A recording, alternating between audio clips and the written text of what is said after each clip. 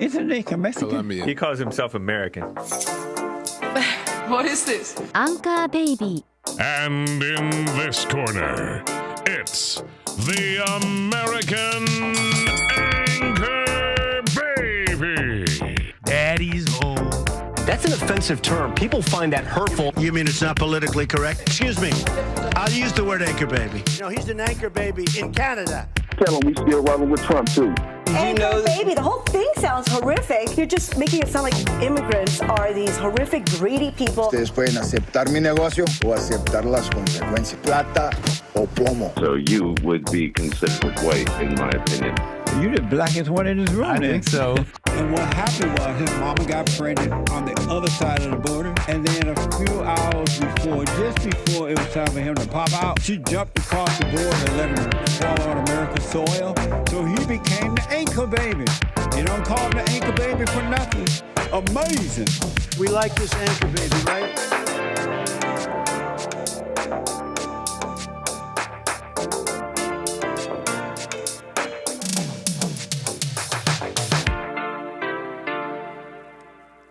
Hello, I'm the American Anchor Baby, and this is my show. Thank you for tuning in today, Monday, 12:03 p.m. We're here today, American Anchor Baby, coming at you.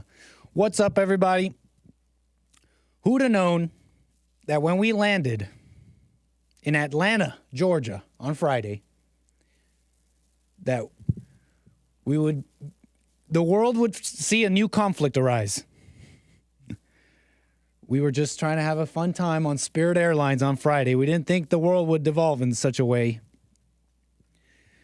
So we'll be getting into that and other things as well. Today we'll have ourselves a little bit of a show. We're going to try and make some sense of this conflict that has arisen. You know, Israel-Palestine, a conflict that's been going on for a long time. Much longer than you think. Incredible. Hamas, nunca más, never again. Atlanta airport a mess, says Hondo in the chat. You may have been with us on Friday where we flew Spirit Airlines, all right? It was a fun flight, kind of ghetto, but it was good. So you could call that a landing. Or should I say it like this? Where we landed, you could call that a runway. Spirit Airlines called it a runway on Friday. I hope you enjoyed the show, though. We do a different type of show on Fridays. I say we. I'm using the journalist we. I do this show on Fridays. It's a little bit different than what I'm doing now. So follow me here on YouTube. That's American Anchor Baby on YouTube. Subscribe and hit the notification button so you don't miss your flight. Also, Rumble. Didn't miss you guys. Rumble.com/American Anchor Baby. I see y'all over there. You too don't have to miss your flights as we fly on Rumble. All right, we're getting a little lost in the analogies here. The point is I stream my Friday show on Rumble as well. Rumble.com/American Anchor Baby. If you want to join in, you can support me through there as well.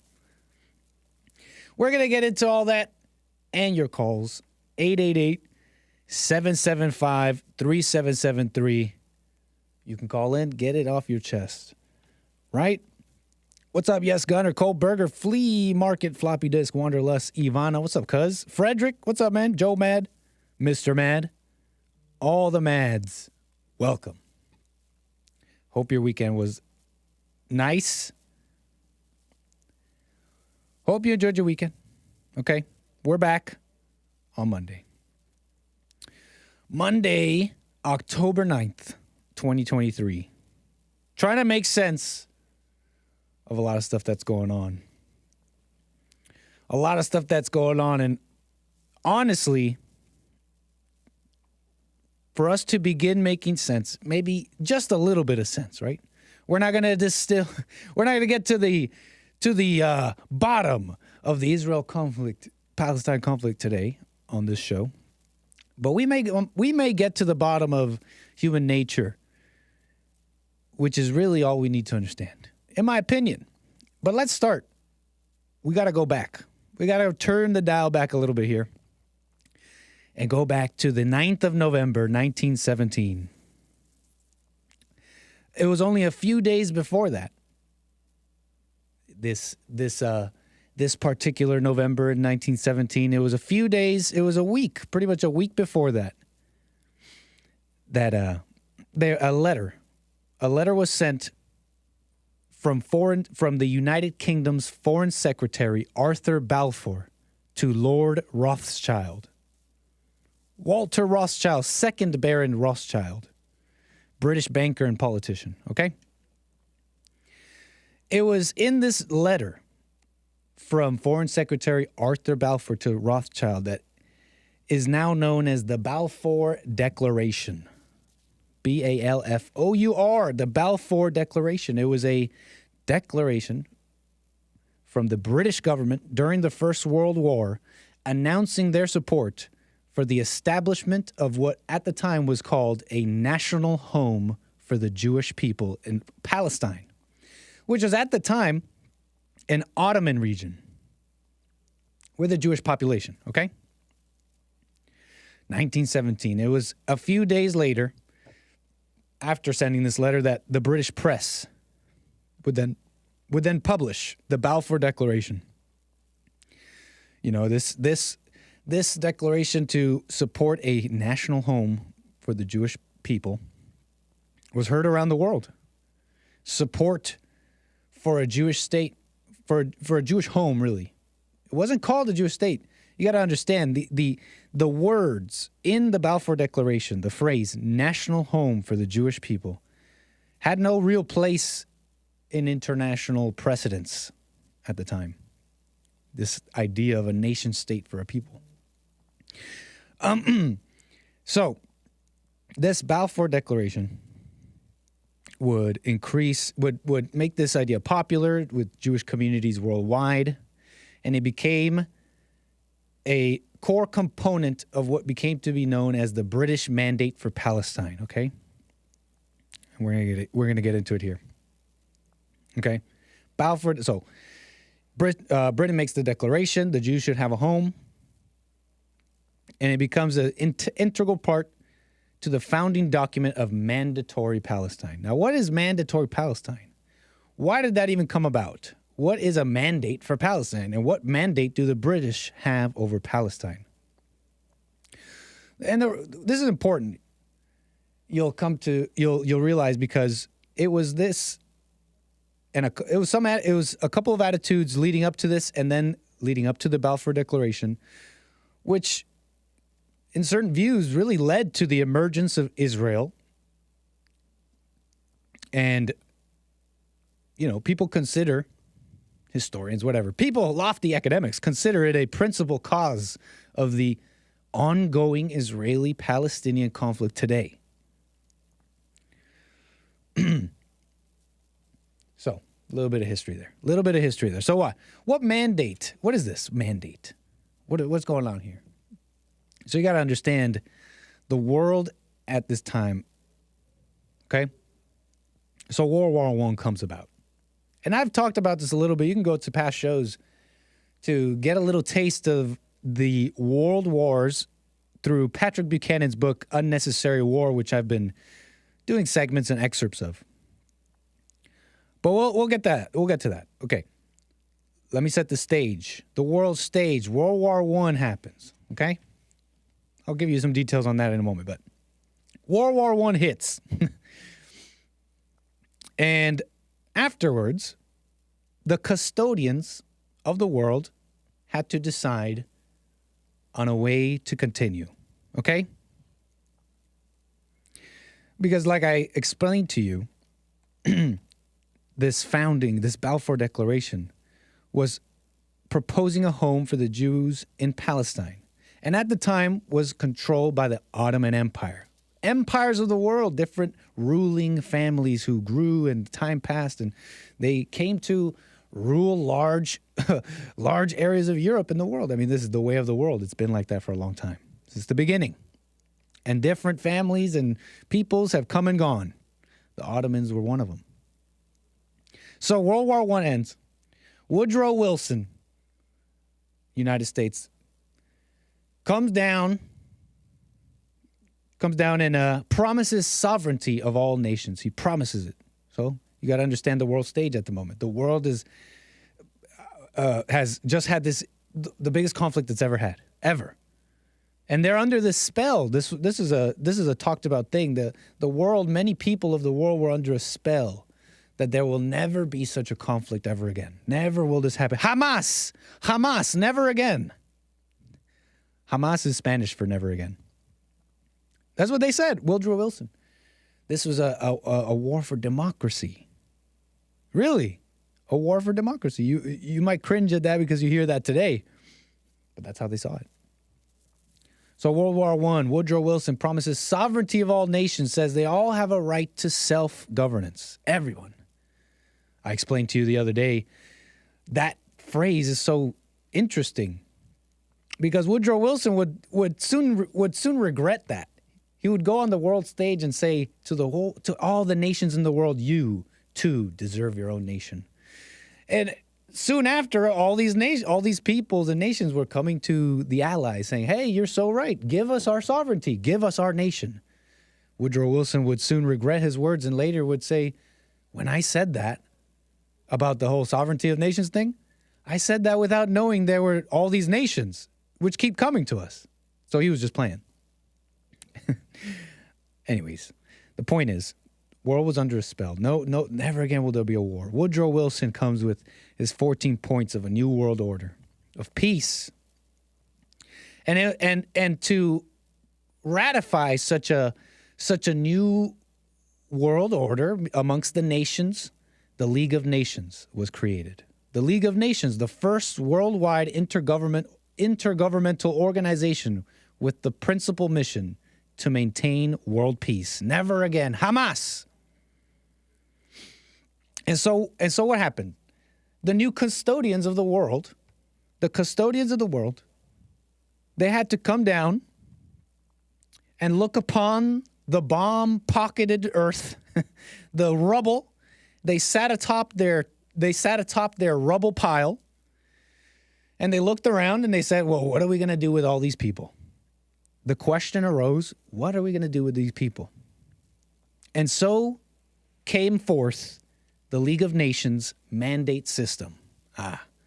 There's that word, mandate. Now we're coming back to a little bit of how we opened the show. Mandate system. What's a mandate? Mandate system. So the League of Nations, the custodians of the world, it's rubble. They're like, what are we going to do with the people?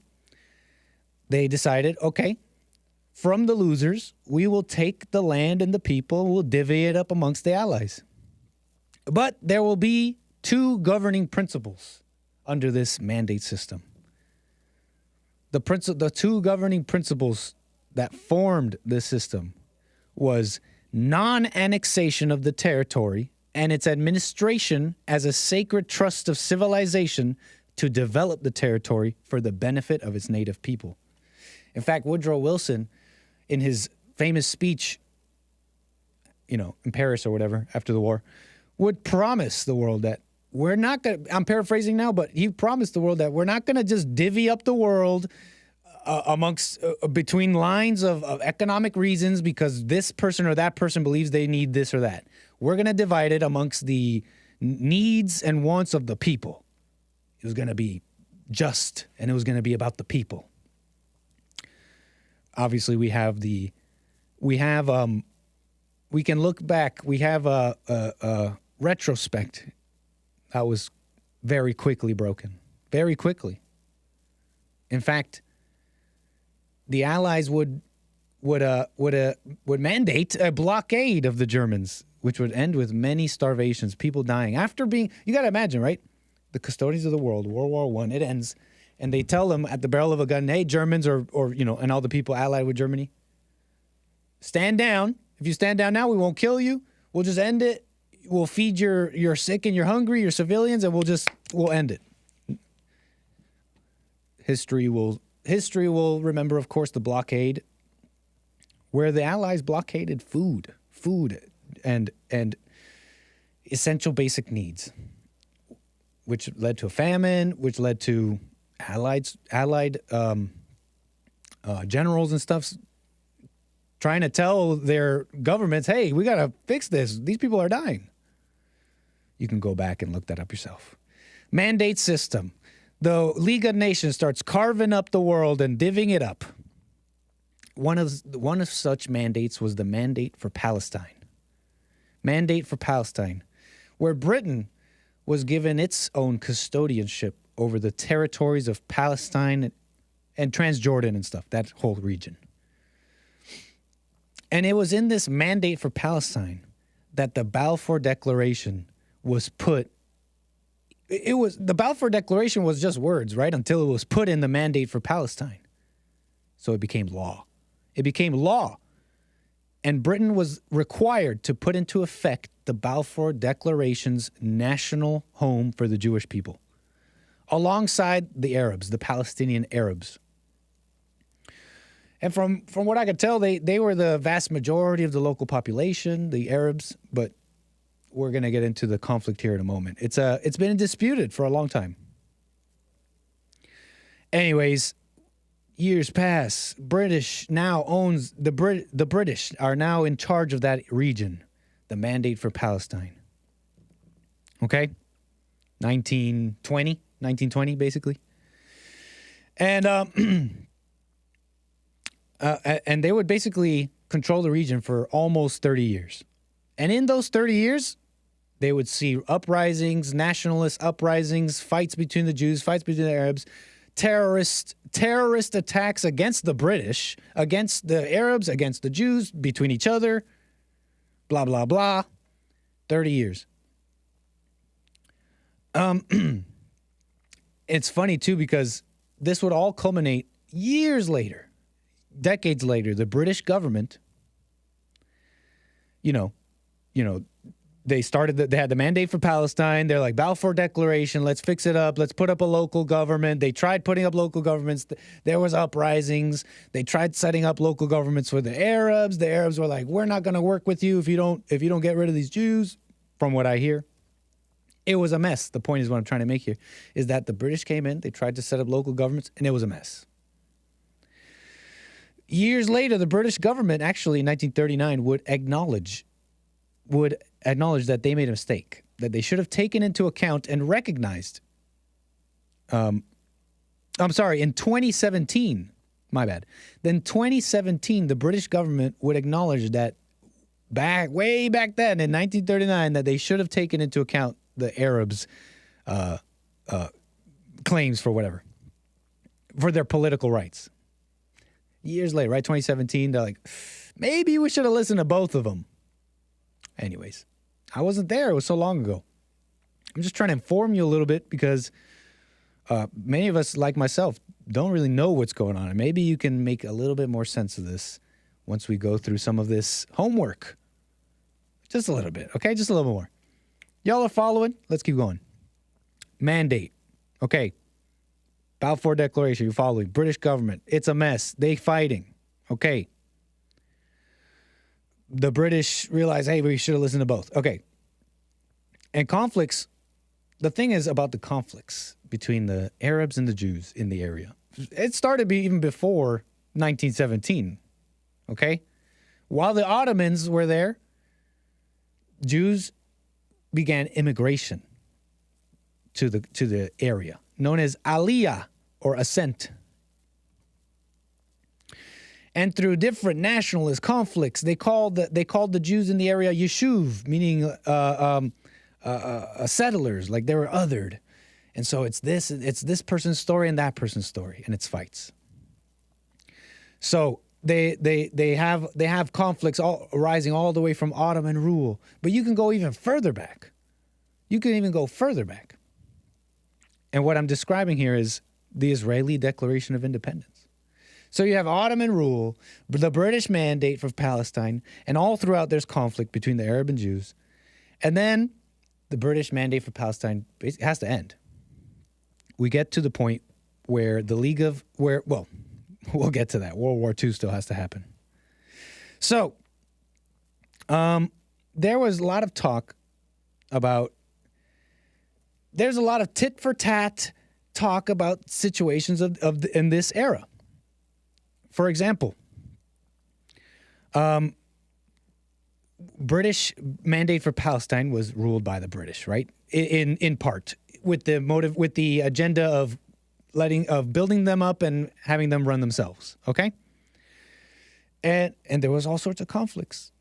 Poor Herbert Samuel, the first Viscount Herbert Samuel, British liberal politician. He was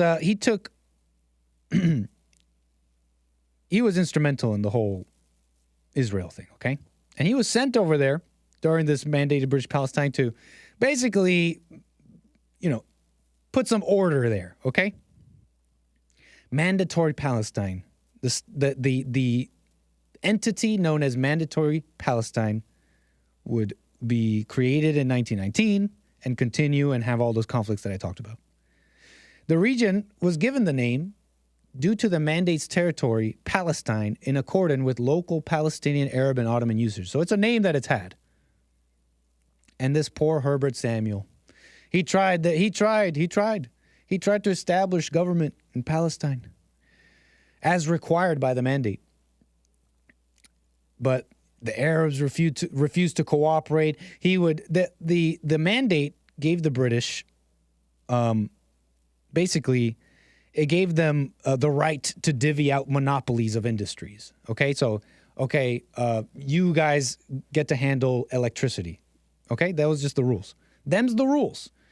And the Arabs were mad that Samuel Herbert gave the electricity monopoly to the Jews. And so it's been a fight. I'm trying to describe to you that it's been a tit-for-tat fight, and it's just back and forth.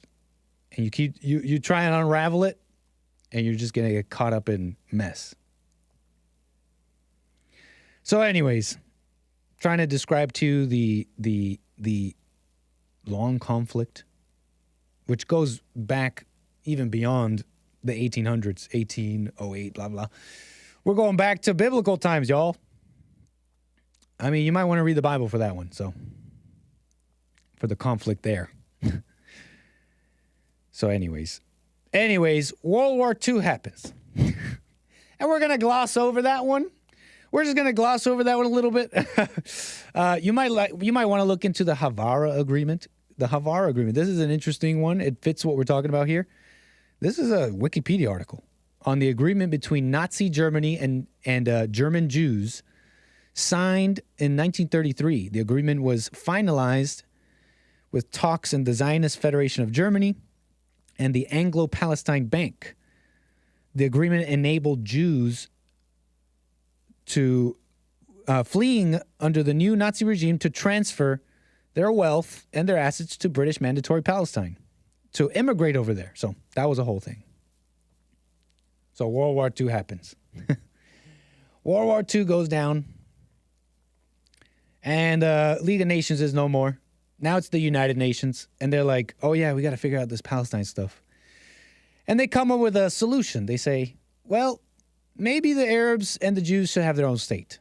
And there where the talks of what would become known as the two-state solution began. The settlement of two states. This resolution wouldn't be adopted or dealt with until 1974, a UN resolution on the peaceful settlement of the question of Palestine, which officially called for two states, Israel and Palestine, side by side within secure and recognized borders. Okay? And so the fight continues, really. The fight continues. God's holy land sure seems cursed, says John Frederick. Yeah, seriously. So there you get 1948. Israel declares independence on the midnight, the day that the mandatory Palestine whatever was going to end, the British mandate. The man who would soon become the first prime minister, what's his name? David Ben-Gurion, May 14th, 1948. They declare their independence.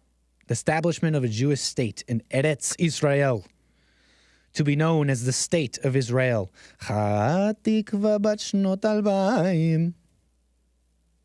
I'm sorry, I don't know where that came from. And wars happen even after that. Wars that I don't really need to recap but just the conflicts continued, okay? The conflicts continued. And the thing is Palestine today has a government. All that happens, right? And even more that I'm glossing over, all the conflicts that arose once Israel, the state of Israel, declared independence. Through it all, there's been some hopes for peace. Okay? And who's discussing this peace? Because there's governing bodies of these areas. Even in conflict, people get together and they find a voice. They find someone to represent them. And there was a couple of different attempts over the decades with the Supreme Council, the Supreme Muslim Council, the Grand Mufti. Anyways, it has culminated in what's known as the Palestine Liberation Organization, which is the official representative of the Palestinian people.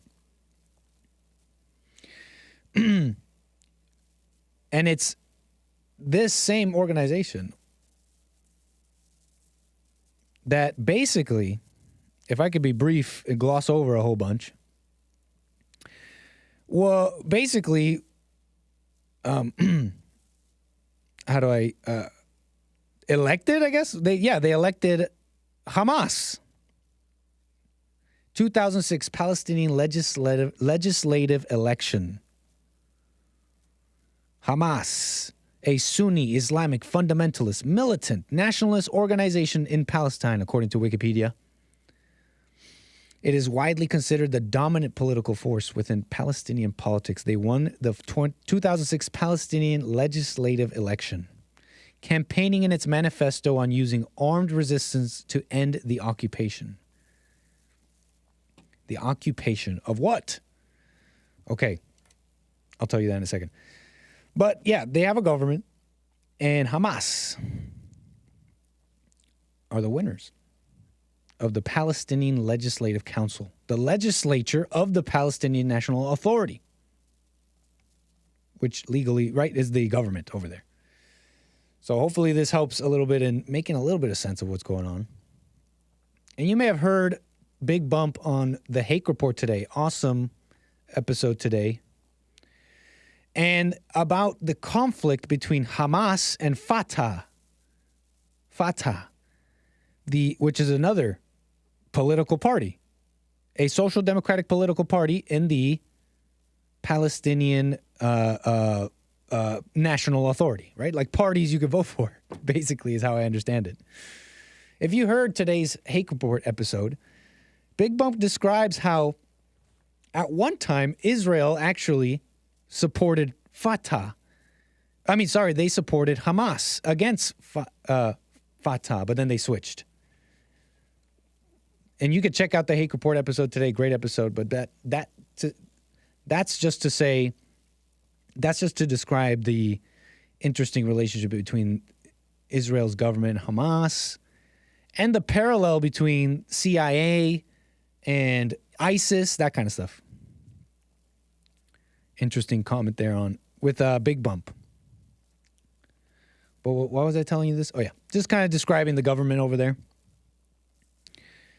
and so why are they picking Hamas? Why do they feel like they need Hamas? Well, they call it an occupation. They call it an occupation because despite all the conflict, there has been some diplomacy between the Palestine Liberation Organization, right, the governing body, and Israel. At least attempts, right? They call them the Oslo Accords. The Oslo Accords, 1993. A peace process aimed at achieving a peace treaty based on United Nations resolutions, fulfilling the right of Palestinian people to self-determination. The results of which ended with this, what they call an occupation, right? But Palestinian enclaves, these Palestinian enclaves. These designated areas where Palestinians live. Areas in the West Bank designated for Palestinians. And you know, you could call it a occupation. Some people have called the Gaza Strip like basically a concentration camp. I don't know. It's all walled up, right? It's all walled up. It has like 2 ports of entry. I mean, we'll get into life in Gaza today in a moment. But that's just a little bit of the conflict that's been going on over there. And if there's anything you got from a little bit of that history there, is just how, I don't know if you guys see this, but me kind of like doing that homework, at least in, you know, some of the homework and all that history, I can't arrive to a crystallized justification of this or that conflict. I don't know if you guys agree with me, but if there's anything you got from all that history in this way and that and he said, she said, is that it's, despite people having their claims, this and that, from the outside view, us, the third party, it should be a little unclear and confusing and muddy for us. Because it is. Because we don't have any connection to the history, the religion, to, you know? So it should look like 2 far away people fighting and us not making sense of it. At least not fully. That's what it looks like to me. Because I think the notion is that in war and stuff and in history, you look at the great wars or whatever, you think the fact that they happened, it must mean that there was a good reason, right? Like a good crystallized justification where we could clearly say this is why. But it seems like it's always secret agendas and nothing really ever about the people. You can't arrive to any kind of justification of declaring war either side, says Anna in the chat. Exactly. That's kind of how I'm feeling about this, Anna. Fascinating. So that's a little bit on, I guess, how it got here. Not really that full, but maybe enough for you to like look into it. And it culminated. We've culminated in this conflict. That's latest conflict, right?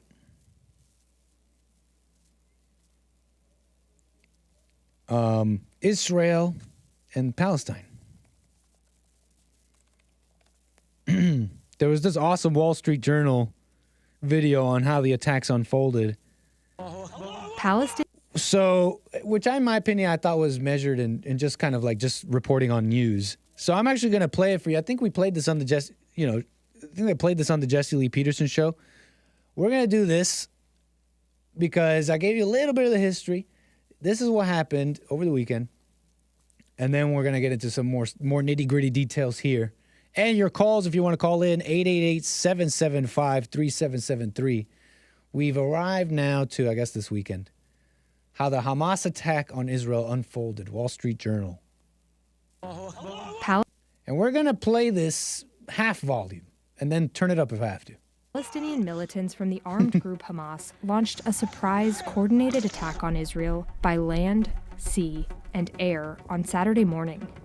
With hundreds killed, the attack is the largest and deadliest in years and prompted an Israeli declaration of war. Here's how it unfolded. At around 6:30 a.m., the attack began with a barrage of rockets. Shortly after the first reports of rocket fire, Hamas fighters entered Israel near the Kerem Shalom crossing, an important checkpoint between Israel and Gaza. The video released by Hamas shows its fighters breaching the border fence and attacking the military base there.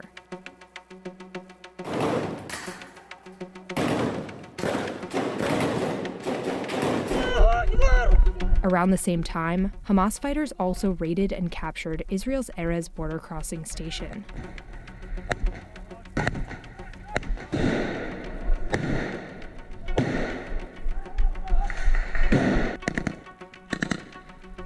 Targeting checkpoints like these enabled Hamas to neutralize clusters of Israeli forces and spread into nearby towns with less resistance. By 7:30 a.m., Israelis began seeing groups of Palestinian militants arriving in towns and cities. The incursion fanned out into 9 towns near the border with Gaza. In the city of Sderot, Palestinian militants clashed in the streets with Israeli police and military.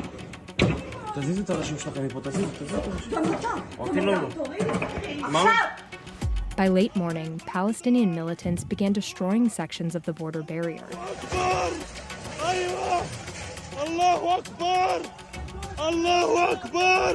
What started as a small penetration of the Israeli border became a wide-open corridor.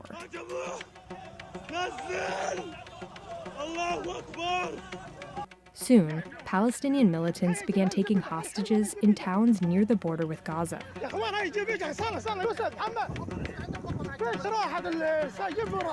Wow. Incredible scenes. I just wanted to show you that. And that's, I guess, the timeline with a whole bunch missing, obviously. With a whole bunch missing, but that's a little bit of the timeline there in the hopes to inform those who don't have any idea of what's going on, like myself, and inform myself. And so I gave you, Balfour Declaration to 2023, bunch missing in the middle. And I wanted to say this. I wanted to say this point here before we continue here. You guys all have some very interesting chats in the chat. Jabrail and Tipi says, "Is this real?" Many are wondering. I want to get into that. Anna, how do you see Trump now calling immediately America has to stand with Israel? I want to get into that. I want to get into a bunch of stuff here. Press 1 if you remember anything Nick said in the last 30 minutes. Look. This is the point of the last 30 minutes. This is the point of the last 30 minutes if you missed it. The world had winners 100 years ago after a huge war.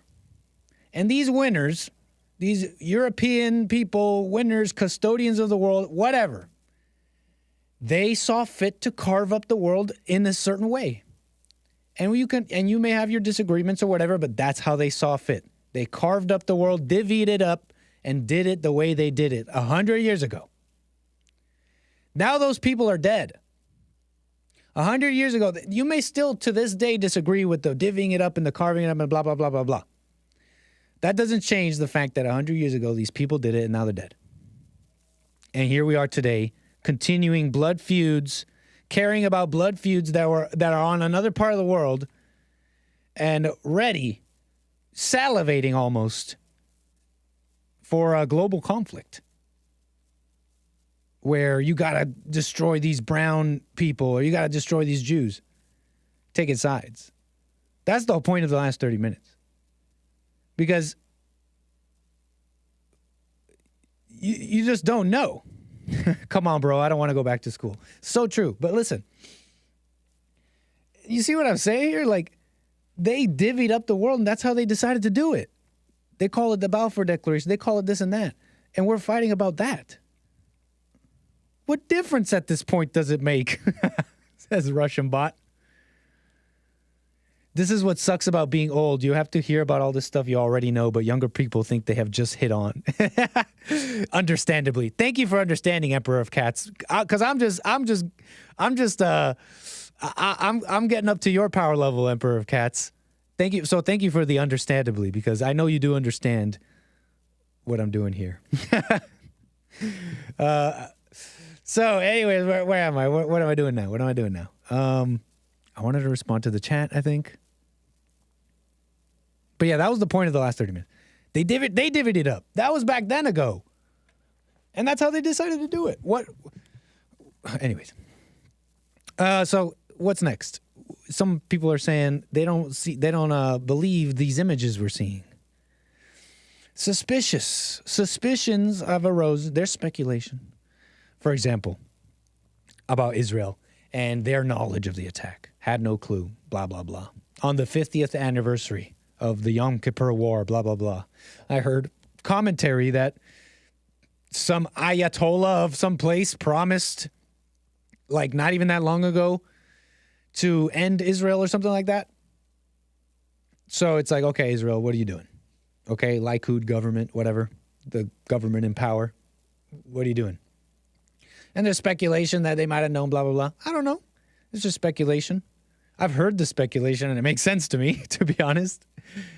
Like, you know, they have Mossad and all that. They have this militarized border with only 2 entry points, and this is just a big old surprise.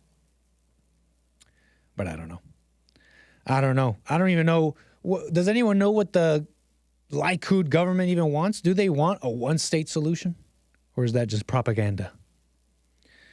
I'm hearing, I'm hearing comments from Israeli lawmakers basically saying that the situation in the region is going to change and it won't be the same. Is this the end of the Gaza Strip? Dang. And so people are a little incredulous of some of the scenes.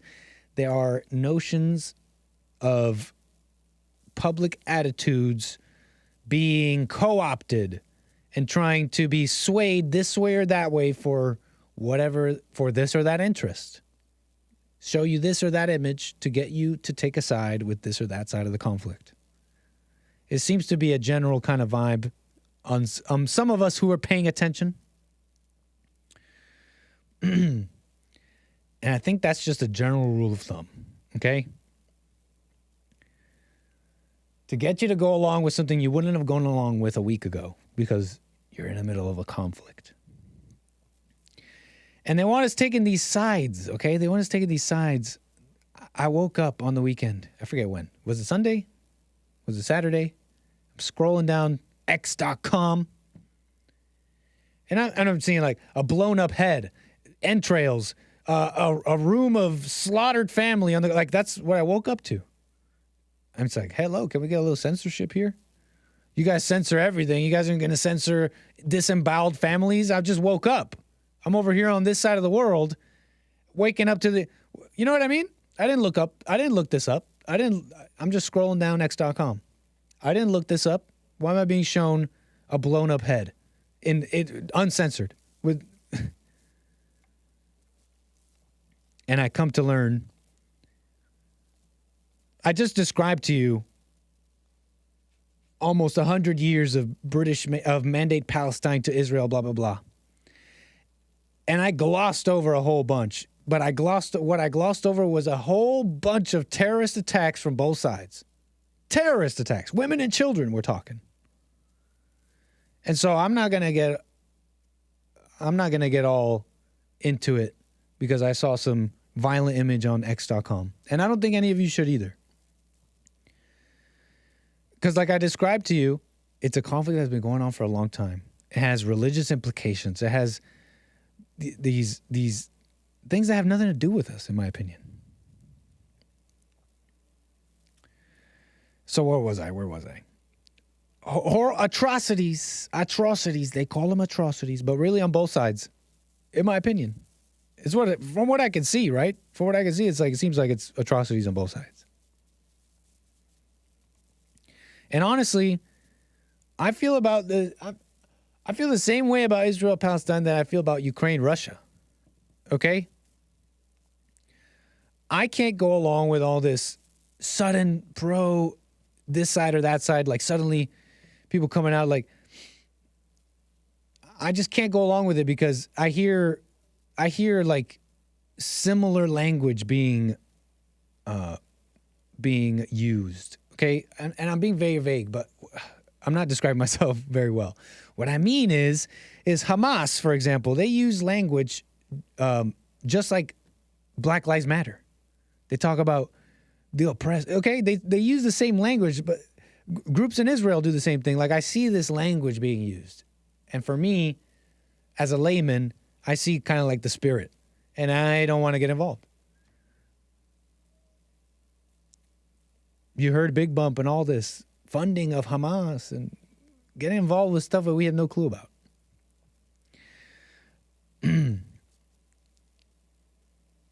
Victim narratives. I'm always reminded of JLP's commentary on the Palestinians looking at the Israelis like the black people do in America with a hatred instead of cleaning up their own stuff. What's up, being enlightened till I rise over there on Rumble? Whoa, Nick's singing was way too good. That singing was brought to you by the ADL. Baruch atah. No, I'm joking. I'm just playing around. I know a couple of Jewish songs. I know the Hatikva, which is the Israeli national anthem. I know a whole bunch of national anthems. So don't. Okay. People ready to call me a shill in the chat. Okay, I know a couple of anthems, okay? Not just Ulfate Mizrachadima. All right, we're getting a little too Zionist here. I'm playing around, honestly. I have the wrong attitude sometimes. I'm flippant because I don't really have this connection to any of these people. And why in the world do you know that? Says everything is fake. Nick, they promised Nick U.S. citizenship if he was bar mitzvahed. You guys are talking mess about me, okay? I like appropriating and annexing cultures, okay? I find it fun. And learning their anthems is one such way. I also do it because I like that as a little pocket trick. I'll meet someone from a different country and I'll sing a song in their language. And they'll be like, wow, I didn't know anybody would know that. It's just a little trick. For example, you meet a German girl. You meet a German girl and you just in a very sultry voice, you whisper in her ear, Ich liebe kleine Flieger. That means I like little planes. It makes them laugh. It's just a little joke. It's an icebreaker. For real, how do you know that? I Googled it. I met a Israeli or Jewish person in VR chat, and I wanted to sing their anthem. Israeli anchor baby from Israel. All right. Chill. All right, y'all. Where was I? What a mess of a show. You following along somewhat at least, huh? At least a little bit. So, back to today's conflict a little bit. They're talking about Iran. And they're saying that they were involved in some of the attacks. At least early reports were saying this. There were early reports from Fox, from the Wall Street, where did my links go? From the Wall Street Journal, I believe, saying Hezbollah and Hamas were involved. Iran was involved, which is quite a claim. You got to understand it's quite a claim. Iran reportedly helped terrorist organization Hamas plan its surprise attack on Israel. It's a very interesting claim here because we're talking about war here. We're talking about war. And if you don't know, there's been recent moves to negotiate basically normalization of diplomacy with Israel between Saudi Arabia and I believe Iran. Yeah, and Israel.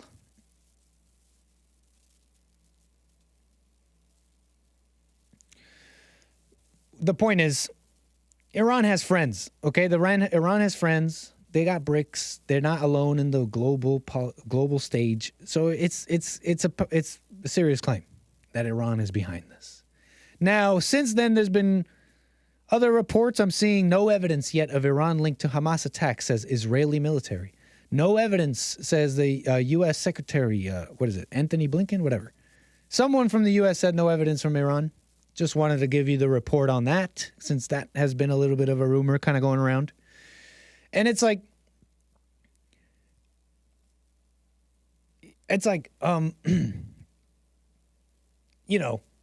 Iran.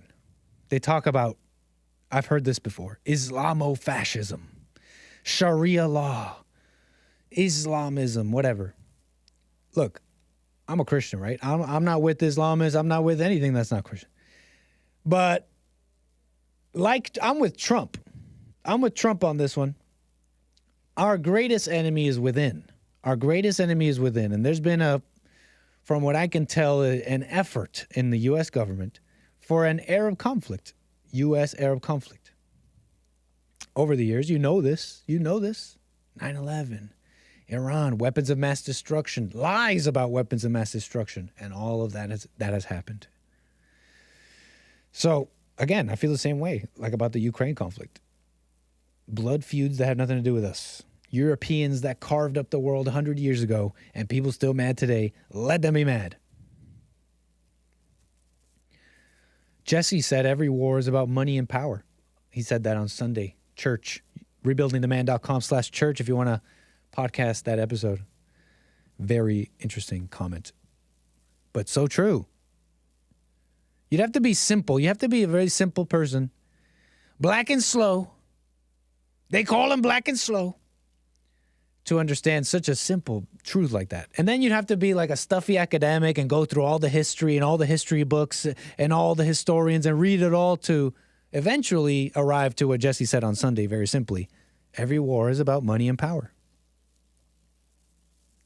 And every side commits atrocities. I can Google atrocities the Israelis did, and I can Google atrocities Hamas did. So what do you want me to do?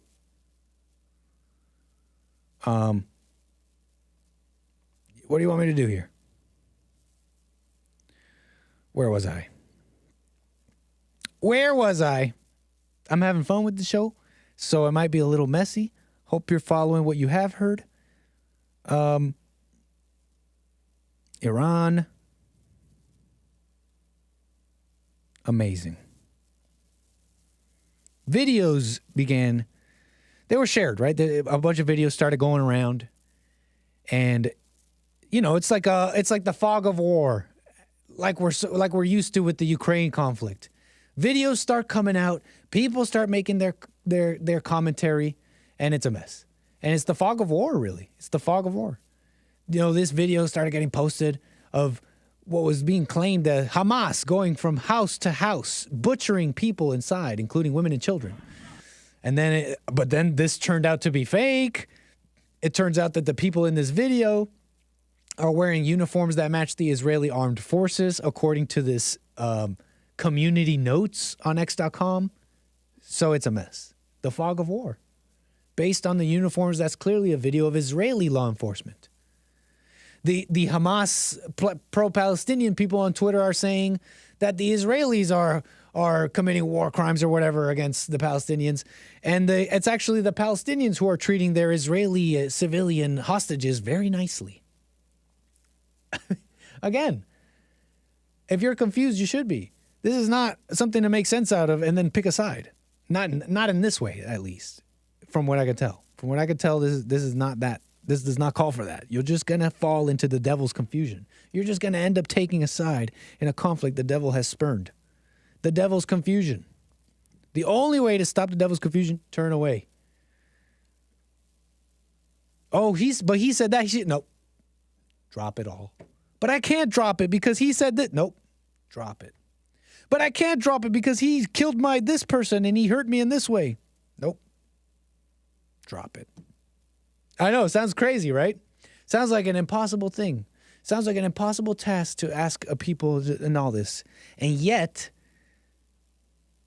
hey, maybe you disagree. Maybe I'm being ignorant. You're like, Nick, you're so ignorant. You can't just say drop the conflict like you know everything. Call me, 888-775-3773. But maybe it's all this complication that has kept the conflict going. Maybe it's time to return to simplicity. Hey, whatever. Just riffing. Let me continue here.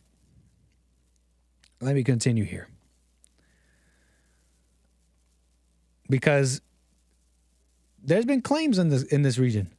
You could say, oh, the Arabs, they just want to push the Jewish people into the sea. And they say this clearly. They say this openly. But then you get the Jews saying we're going to turn Gaza into a what's it called? Into a parking lot. Let me show you something here. Where is it? Where did I put it? Israeli law enforcement, Stero history. They say the area in the border is built on the ruins of a Palestinian village. I mean, what do you believe here? What am I supposed to believe? I wanted to show you something real quick. Hold on. Oh yeah.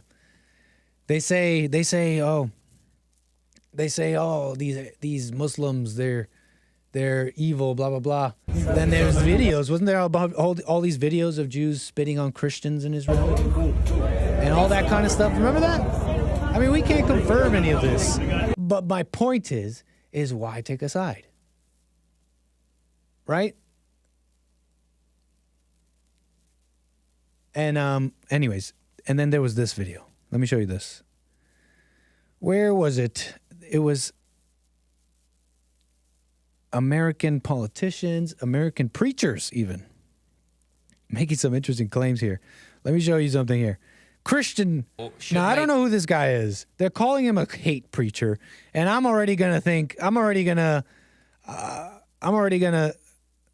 he's a pastor, okay? He's a pastor. Greg Locke. And hey, it could be that what he's saying here is a hate preaching. And I'll explain what I mean in a second. But let's watch what this Christian preacher, Greg Locke, delivered a sermon. Let's watch. Israel should make the Gaza Strip a parking lot by this time next week. Destroy the whole thing. This is okay. Let me play that for you again. Israel should make the Gaza Strip a parking lot. Israel should make the Gaza Strip a parking lot by this time next week. Destroy the whole thing. You gotta love this clip. Hold on. I really gotta set this up for you. If you don't know, I've talked about soaking before. You guys know what soaking is by now. And in these Christian churches, they get that music going, and it gets the emotions just right. The musicians, they call that soaking music. Okay, now soak in the key of F, modulate, get the people feeling, bring up the tension, make them accept Jesus, make them give money to the church. Yep. It's called soaking. You gotta love that this preacher is talking about this conflict, and you gotta listen to the soaking music in the background. Really take this one in. Thank you. A parking lot by this time next week. Destroy the whole thing. And anybody that's going to support this Hamas nonsense. Listen, Joe Biden ought to be tried for treason. You understand that? Now, I get it. Obama's the real president behind him anyhow, and so he's the one that ought to be tried for treason. So I hope Netanyahu's a leader and he just mows the whole thing down by this time next week. If you think all this open border stuff is not an opportunity for a bunch of Hamas sleeper cells to come into this nation right now and start killing innocent men, women, and children, you have lost your mind. I mean, he's not wrong, right? We got to fix the border. But you got to take this in. Got the soaking music. And he's like, we got to make Gaza Strip into a parking lot, he says. I mean, it's just quite an incredible claim, right? He's a Christian over here in America. And he's like, it's time for Israel to... And I'm not going to counter-signal Bibi Netanyahu here, right? Because as a leader of his nation, I mean, that's pretty hardcore. It's pretty based. Protect the nation. Hey, you guys gonna bomb us? We'll show you what's up. You don't want this smoke. Your water's all brown. You can't drink that stuff. We're living up. No, we're living good here. Your water's brown. You can't drink that. Sorry, but hey, look, you gotta respect Bibi as a leader of his nation. He's protecting them. So I'm not gonna counter-signal that notion. But what was I saying here? Yes, Christian preacher here talking about by the end of next week. He hopes that Gaza is a left a parking lot. Why is this significant? Let me show you another comment here that's going viral on this conflict. It's by 💏🊐💂💏. A South African, I believe. South African-American, conservative political commentator. He writes, currently the senior editor-at-large for Breitbart News, Joel Pollack, made a very interesting comment here. He tweeted on x.com. Wait, I got to bring this over here so I can look at it. I have broken the Sabbath and the Jewish holiday to deliver this message, writes Joel Pollack. Israel should wipe out Gaza, allow 48 hours to evacuate women and children and the elderly, destroy everything that remains, plow it under and annex it to Israel. This is the end for Hamas and Palestinian terror. I mean, I just don't know how you can be quick to take a side and call for the wiping out of all these people, right? 2 million people live there, Gaza. Women and children, like Joel Pollack says.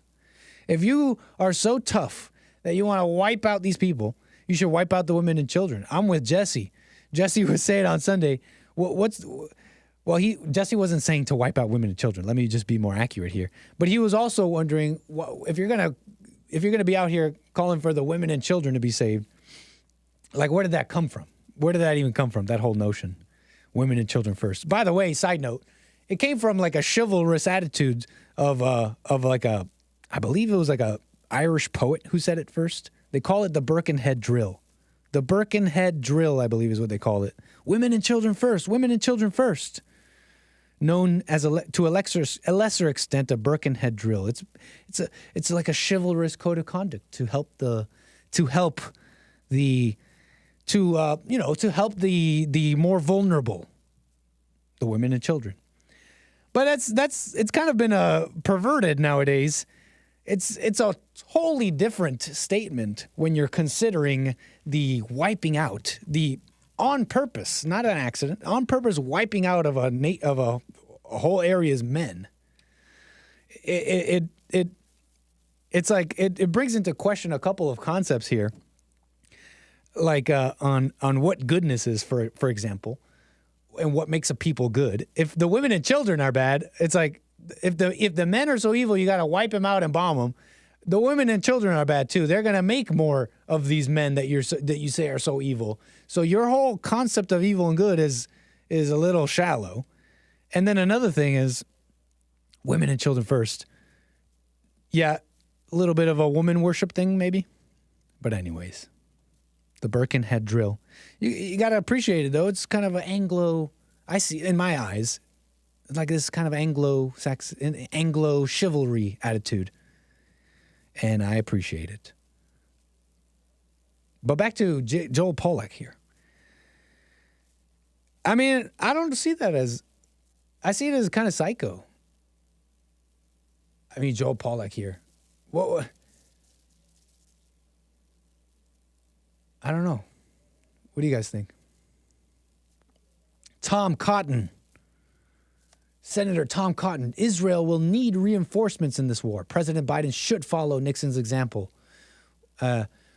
50 years ago this weekend and send everything that shoots on everything that flies, Tom Cotton says. Everything that shoots on everything that flies. I love this response from Mike Cernovich here on Twitter. Looking through Senator Tom Cotton's tweets, Cernovich was wondering if he's ever made such a claim for Armenia. And we look through Senator Tom Cotton's tweets, and we find no results for Armenia. If you don't know, you could say there's similar conflicts with the Armenians, many are Christians over there. But Senator Tom Cotton here has nary a peep for the Armenian conflict. But we got to send everything that shoots over there, right? I'm describing attitudes here in America now. Again, staying out of the conflict over there, because not only do I not really have a grasp on it, but why should I care? I'm showing you the attitudes of Americans over here. Who have the same ignorance I have, really, within ballpark regions, I imagine. But they're a little quicker on the draw here on claims of war and stuff. You know what I'm saying here? Are you seeing what I'm just? Are you kind of seeing the picture I've painted so far and coming up with your own conclusions? Because that's really what I want here. Giving you the history, and then come up with your conclusions here. I mean, I've been quite clear so far. I don't think we should be involved. Now, make Gaza a parking lot. What else? What else was I showing you on this? Joel Paul. I mean, I got calls. I should get to these calls. I have more stuff to. Yeah, I have even more to say about this.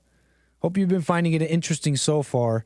Let's take a little break and get to Justin Fullerton. You're on the air. Thank you, sir. Appreciate your call.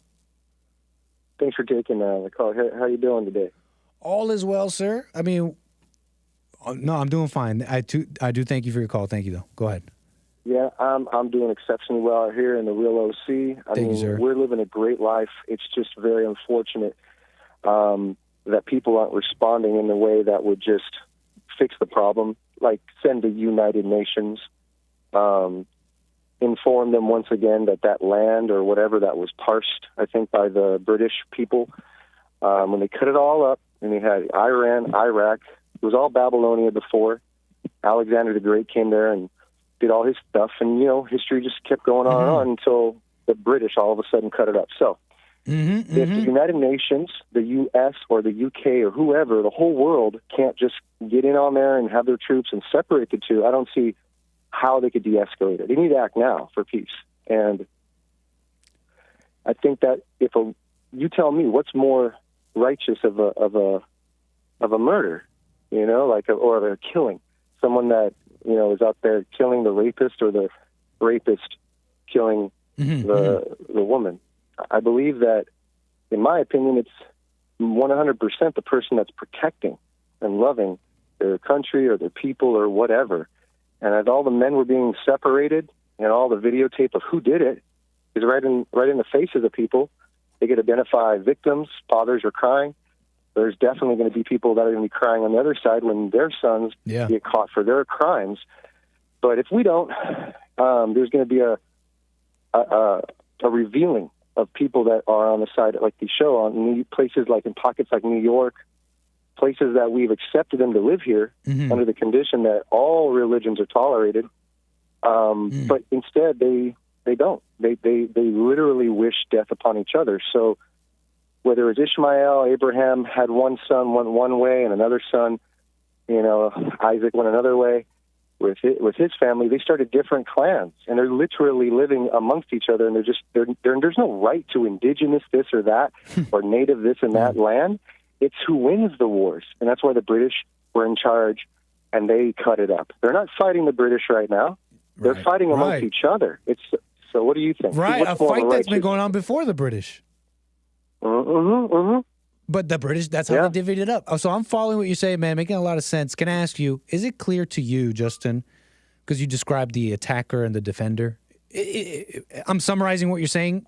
Tell me if I'm wrong, but you described the attacker and the defender. To you, is it clear to you who it is in this conflict? The attacker are like jihadis, like Muslims that are, there to, in their religion's view, righteously, exterminate the people of God. Now, maybe it's the Zionist people that are arrogant that brought that upon themselves. I don't know. But gotcha. So you don't know. The aggressor would be Hamas, and the individuals. Yeah, like you're breaking out of a cage, right? But you're infiltrating another town. That makes no sense. In a different country. It's like a reservation. It's like, why would we go to the Navajos and take them out and rape their women and say, it's our land, you fool, get off. We told you this. But no, it was parsoned. It was reservations. This was never agreed upon, I guess. And so now they're settling with the decision that's made that they're living amongst murderers and people just waiting to kill them. I got you that the Israelis are. You're describing the Israelis like that they're just waiting for waiting for someone to kill them. Is that what you're saying? Correct. Because if the Palestinians were waiting to be killed by the Israelis, it would be done like that. You'd see it on the news, and then the world would have to separate Israel from what they're doing in their God's name and whatever that righteous fight is.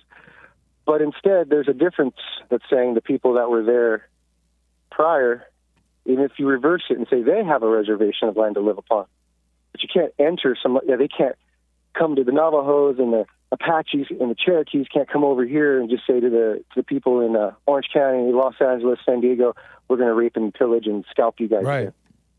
Yeah, because they could be they could be mad about for example, the Treaty of Guadalupe Hidalgo, which made California. Yeah, you could be mad about that. You could be a native person today mad about that. But that doesn't change that 100 years ago, the people that were there then, that's how they decided to divvy it up. The winners and losers, that's how they divvied it up. You weren't there, and you're mad about something that already happened. And you may disagree, you may think that is negatively affecting you today. But that doesn't change the fact that 100 years ago, the people who did all this, they're dead. Mm-hmm. And so it could be the Treaty of Guadalupe Hidalgo, or it could be, could be the Mandate of Palestine. To me, it's the same spirit. Yeah, it's never one person's land, but history is written by his story.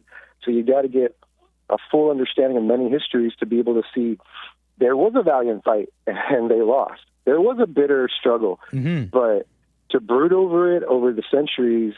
What are you going to do about it? Is basically the end of the conclusion with man being able to, live off of the land and do what he wants. I mean, it's very, the devil wants us to kill each other and destroy each other. Yes. And that's the easiest way to do it, is to continually do it and say, you killed my kids. Exactly. And I'm going to say, your kids.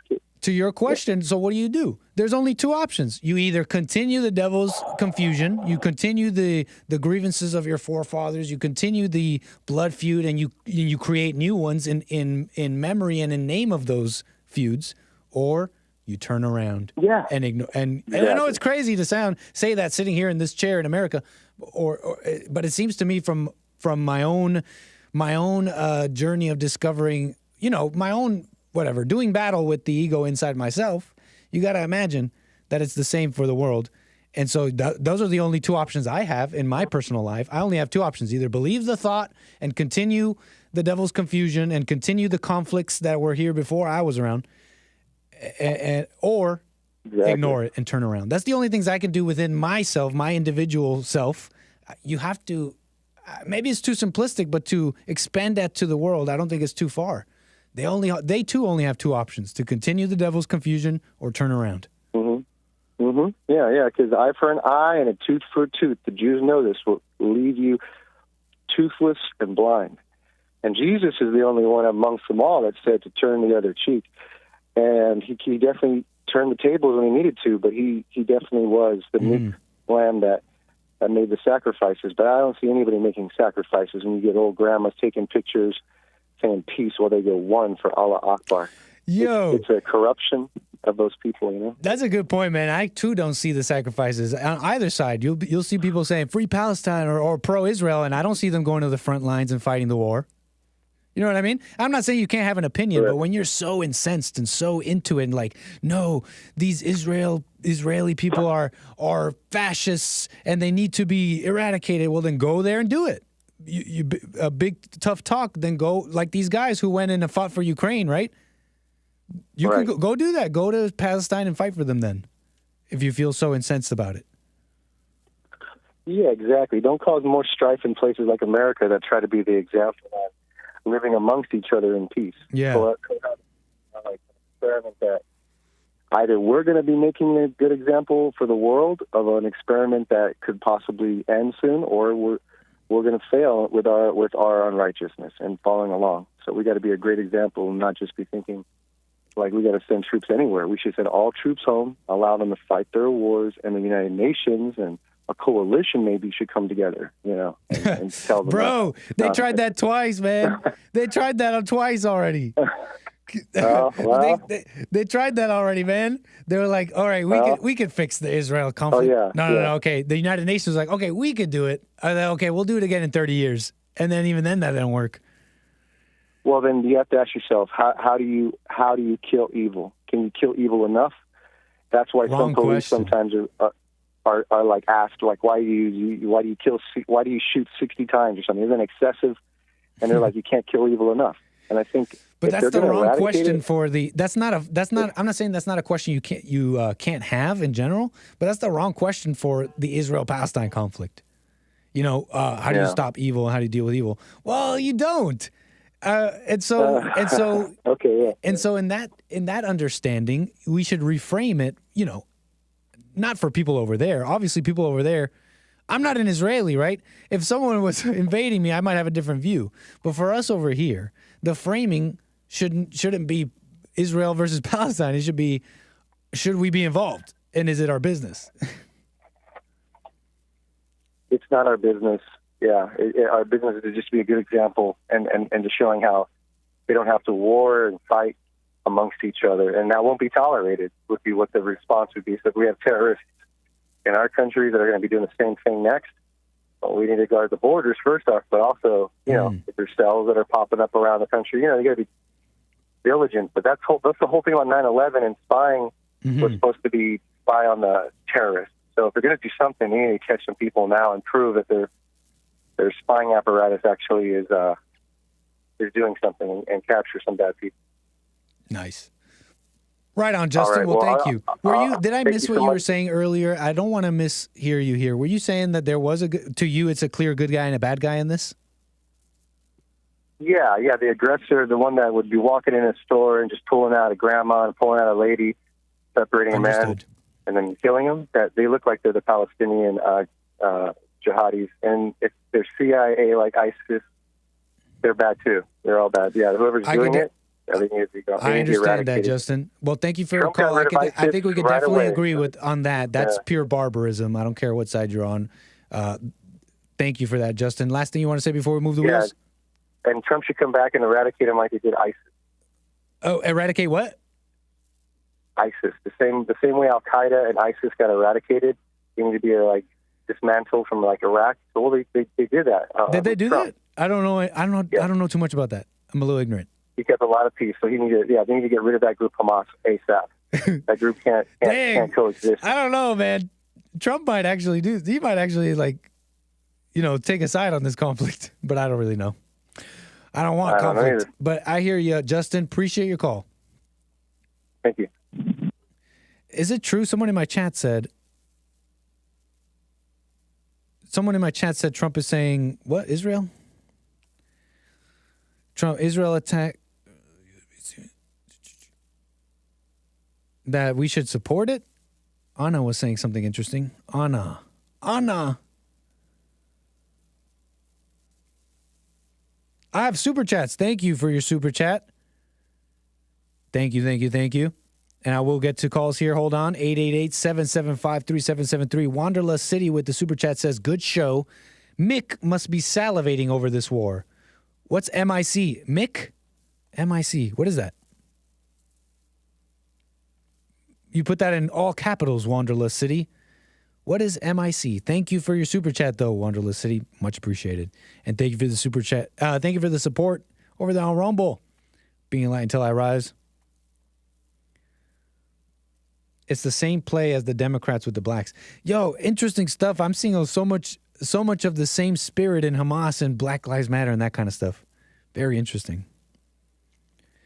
All right, what are you saying in the chat? Trump wouldn't have sent $6 billion to Iran. But they didn't send them $6 billion, right? There's talk about $6 billion in assets going to Iran, and then that's why they did this.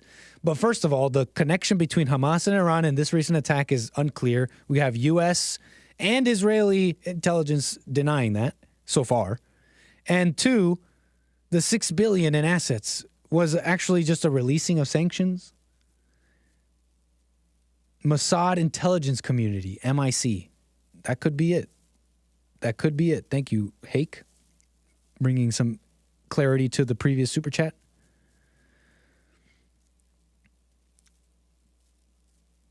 Beautiful. I'm reading your chats right now. We're about to get this next call here and get into this other thing I wanted to get into. I'm currently reading the live chat.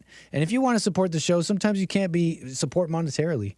A nice way to support is engaging with the show. Leave a like, drop a subscribe, drop a comment, or even get in the little chat function on the right side there and just chat away.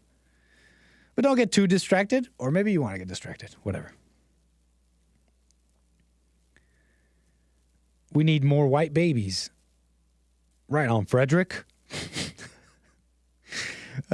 Wrong time to read the chat. It might be. I got a call. Let's keep the show moving here. I have some more comments here, I think. It's a mess, but I hope you're following somewhat. We got another call. We got Scott, Arizona, on the air. Appreciate it. Go ahead. How's it going, Nick? All is well, Scott. Appreciate your call. And yourself? All right. I'm doing well, too. Appreciate it. So I wanted to kind of talk about this from the perspective of power. Okay. But first, before, I wanted to ask, did you see that video that Iraq dropped? What happened? There's like this video, and it's got this dude in like U.S. Marine BDUs, like the uniform, and they all have their faces covered, and they're standing in front of like this weird little building and some cars, and it's got this inspirational music, and this guy is speaking, and it's clearly recorded in a studio, and it's a great PR piece. I have no idea what he's saying, but apparently the message is like, we're with you, and it's a message to Palestine and Hamas. Oh, yeah, Real man. interesting. Oh, super, because that's the thing about this. This is what brings the whole region into contention, because there's all these this talk of deals with Saudi Arabia, Israel, Iran, but then this attack happens, and what do the Arab countries do? They basically all come out and say, yeah, Israel, you brought this on yourself. So yeah, and they unite behind their commonality, you know. Yeah. But more specifically, I wanted to talk about this as if we were in power in Israel. Say again? Can you say that statement again? As if we were in power in Israel, right? Okay. Like, let's say we're Benjamin Netanyahu or one of his advisors I'm following. or something. Okay. And I'm going to say, started out like, this is akin to the 9/11 for Israel, right? Our generation's major thing in Israel, right? So let's say, just for conversation's sake, purely for entertainment, right? Like, if this were a major terrorist attack equivalent to 9/11 in Israel, then how can we, the people in power in Israel, take advantage of this? Great question. If I may answer just briefly, I'm not too sure, but it seems like if you were a leader in Israel or whatever, and your motivation was, I don't know, the one state solution or something like that, then you might see an opportunity in this. Am I on the right track here? Yeah, I mean, I think of different things, but I completely agree with what you're saying. I think also it's been pretty apparent that Israel wants all of the territory. They don't. Yeah. You know, I think it's funny people are saying, oh, they want to push Israel off into the ocean, but then the Gaza Strip is this tiny little piece of Palestine that's quite literally getting pushed into the ocean, right? And I think that Israel wants control of the Temple Mount, and that this war only creates opportunity for the leaders of Israel to take more of what they want, which is the holy territory that's under dispute and always has been and probably always will be, that like the Jews and the Muslims have been at war with forever, right? Right. Wow, yeah. And also, like, someone on your show Friday or maybe earlier in the week was talking about Zionism and, like, what is Zionism? And they thought it meant, like, I can't remember. But either way, what someone Zionism said that ultimately... it means that to think that the Jews are a superior race. Yeah. And, I mean, that's kind of the essence of Judaism. And Gotcha. what I interpret Zionism to be is the strategy to bring about the biblical end times. What? For real? Yeah, the way I thought Zionism just meant you believe that that Jews deserve a home, and that home is Israel. Well, it goes as far as saying that the third temple will be the end goal of Zionism is to rebuild the third temple. Yo, I gotta say, I've heard some of this, and actually, you have a link here. It's the same way the end goal of Hamas is to eradicate every Jew from earth. The end goal of Zionism is to have complete control over their holy land and to re-erect the third temple after destroying the sacred mosque that sits where the second temple used to sit. That's the end goal of Zionism. And it's stated, they state that. It's not hidden. Yeah, the third temple of Solomon. I've heard of this. There's like Wikipedia articles on this. This is... Yeah, and Solomon is, allegedly, and of course, I'm no historian, but the way I understand it is Solomon is essentially the reason the Jews picked up the Babylonian faith, and the Seal of Solomon, the Star of David are like a symbol of witchcraft. And I could dive into it on how do you the know hippies this? and stuff talk about it. It's part of the New Age religion. Gotcha. New Age, like metaphysicality and stuff like that. The Merkaba, they say, they say that the Star of David is the like geometric shape that surrounds every person. That is what makes us sacred. I don't know about. I just heard about this Third Temple of Solomon stuff, but I don't know about it. But what was I going to ask you? Ultimately, go ahead. Go ahead.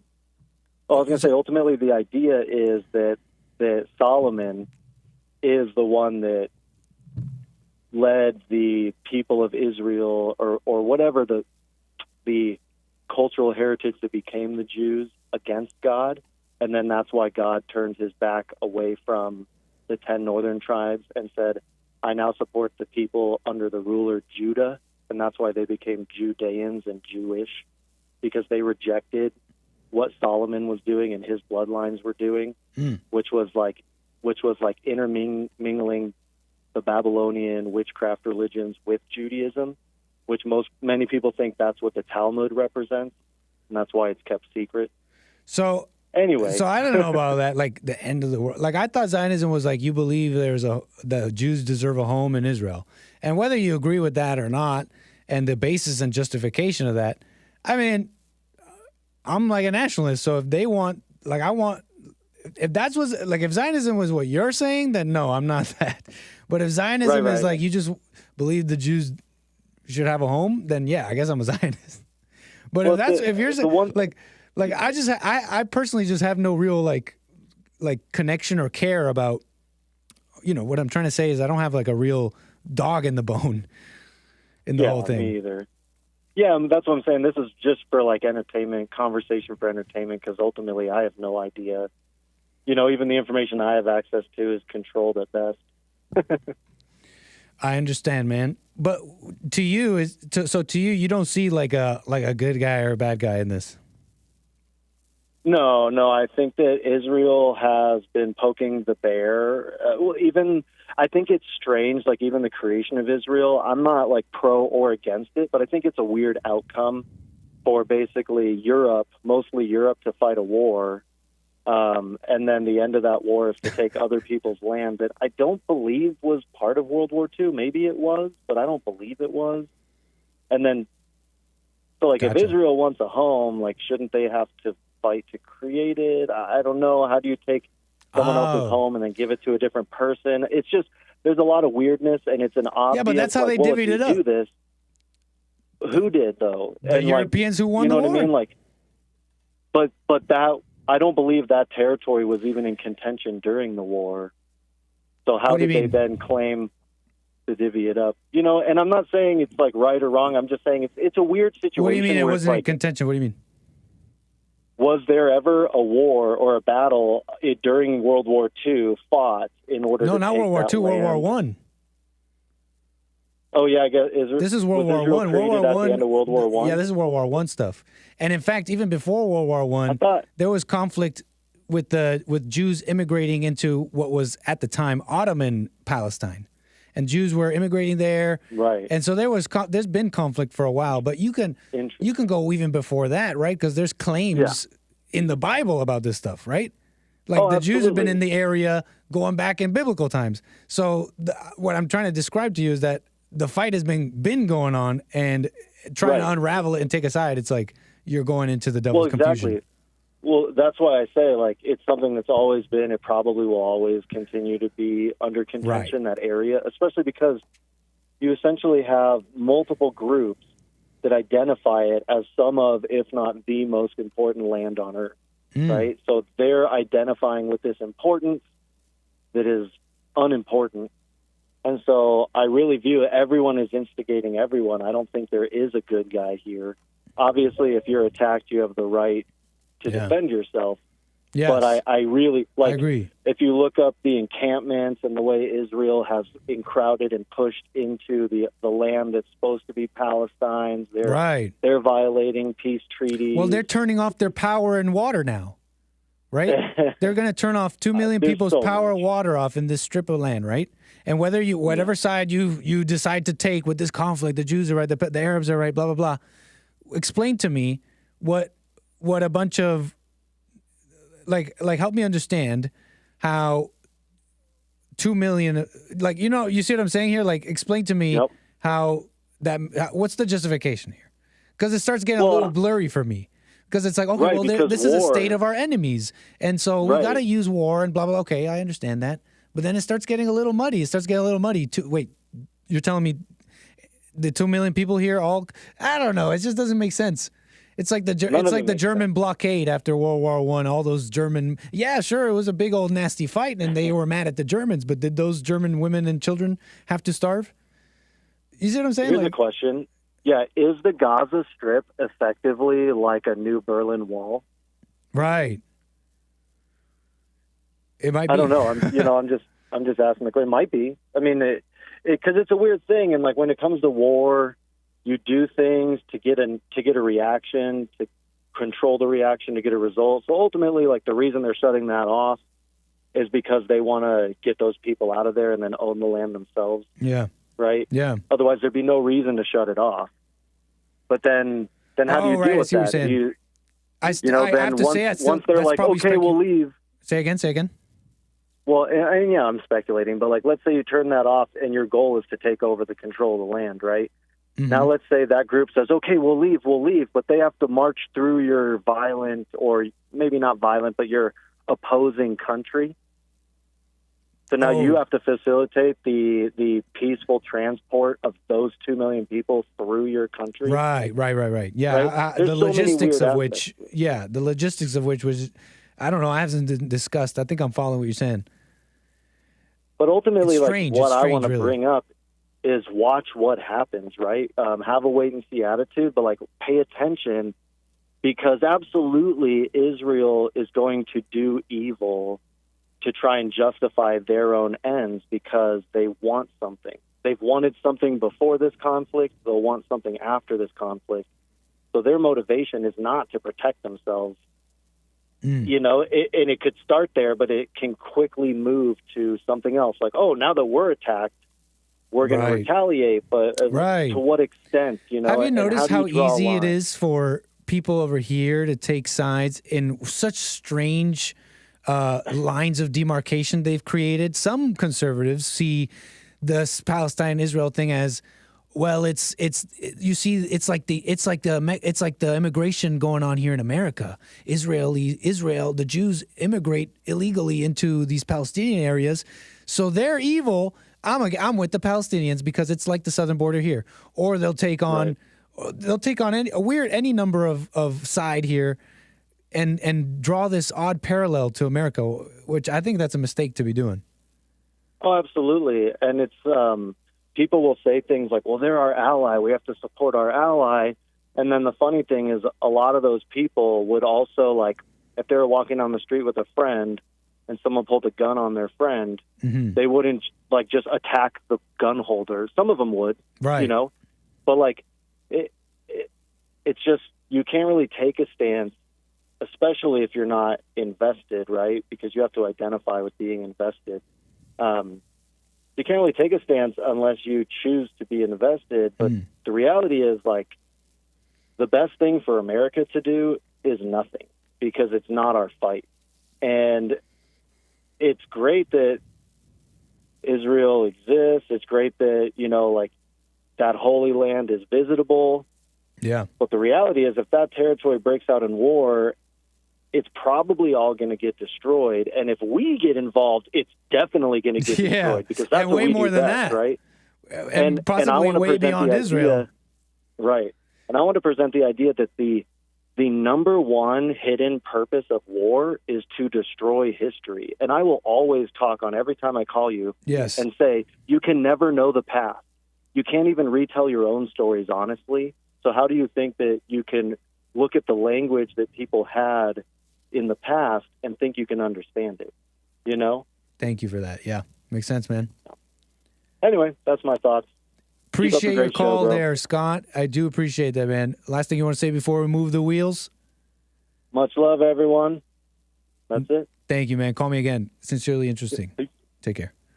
Fascinating.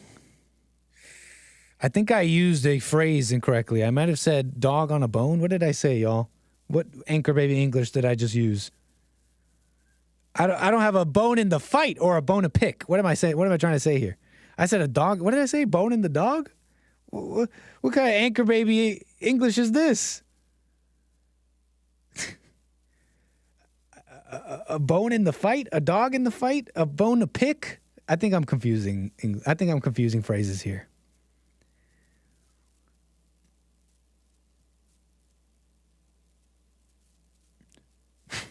History over her story. Amazing. Thank you for that call. What are y'all saying in the chat? Whew. I mean, have we made some sense of this a little bit today? There was something he was saying that was fascinating about this conflict. Anyways. It controls the sky. To say Israel. I forgot what I was going to say. But dang, the calls are coming in. Let me take them. Art, Ohio, you're on the air. What's up with Nikki, baby? Hey, what's up, Art? Trying to make a little bit of sense here. But all is well. Thank you for your call. Tell Hake he better not be running around in the back of that show with his give them daddy shorts on. Wait, who? Hake? Yeah. Not Hake. Yeah, man. I know he better not be running around there with some get 'em daddies on. No, you know he's not. Okay, you know I already know Hake ain't, man. Yeah, but check this out. So, first thing first is, I thought Israel. Now you know if RDR slow, call me slow. Just let me know if I'm getting a little slow. Aye. But I thought that Israel was inserted, or the Israel people were not the Jews or the Jewish, the people over there in Israel. They were put there in like the 1960, or I think RJJ in the chat, he was saying in 1939 or 1933. Yeah, even before that though, even earlier than that. You're saying the Jews in that area known as Palestine today, or Israel and Palestine? Yeah, they were emigrating to the area as early as the 1800s during the Ottoman Empire. Okay, so which caused conflict even back then. Okay, so my point is that's not even their land. So the people that's over there in Israel, they were put there. They wasn't originally from there. Right. That's the first thing. Today they were. The second thing, huh? That's the first thing. That's history as we know it today. But that's how it went. Like I mean, I don't want to cut you off here, but go ahead. I mean, there's in the region in the past couple hundred years, yeah, there may have been a minority of Jews, but don't they have a claim to the region? We're talking like thousands of years, like biblical times and all that. No, they were put there. That's why they were known as. Recently they were. But yeah, like if you go back, I could be. This is my. Stop me if I'm being slow myself. But weren't the Jews talked about in the region like in the Bible? The Jews, not the Jewish.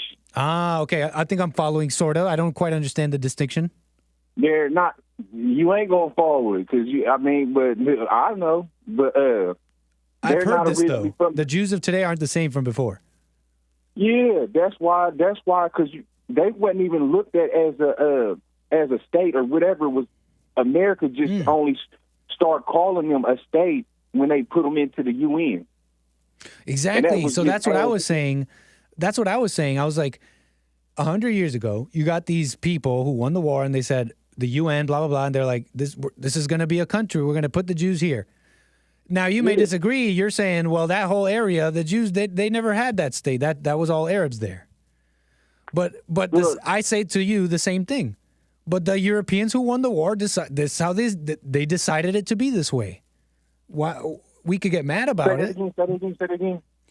I'm saying, you're saying like the Jews, they don't have a claim to the area, right? This is what you're saying? The Jewish people don't have a claim to the area is what you're saying, right? Yeah. And I'm saying... because that's not where they were from. Gotcha. They were put there. They were inserted there. Okay, fair enough. But they were inserted there is my point. They were already inserted there by people who won the custodianship of the world 100 years ago, and now they're dead, and they decided that. And you may disagree, but they decided that.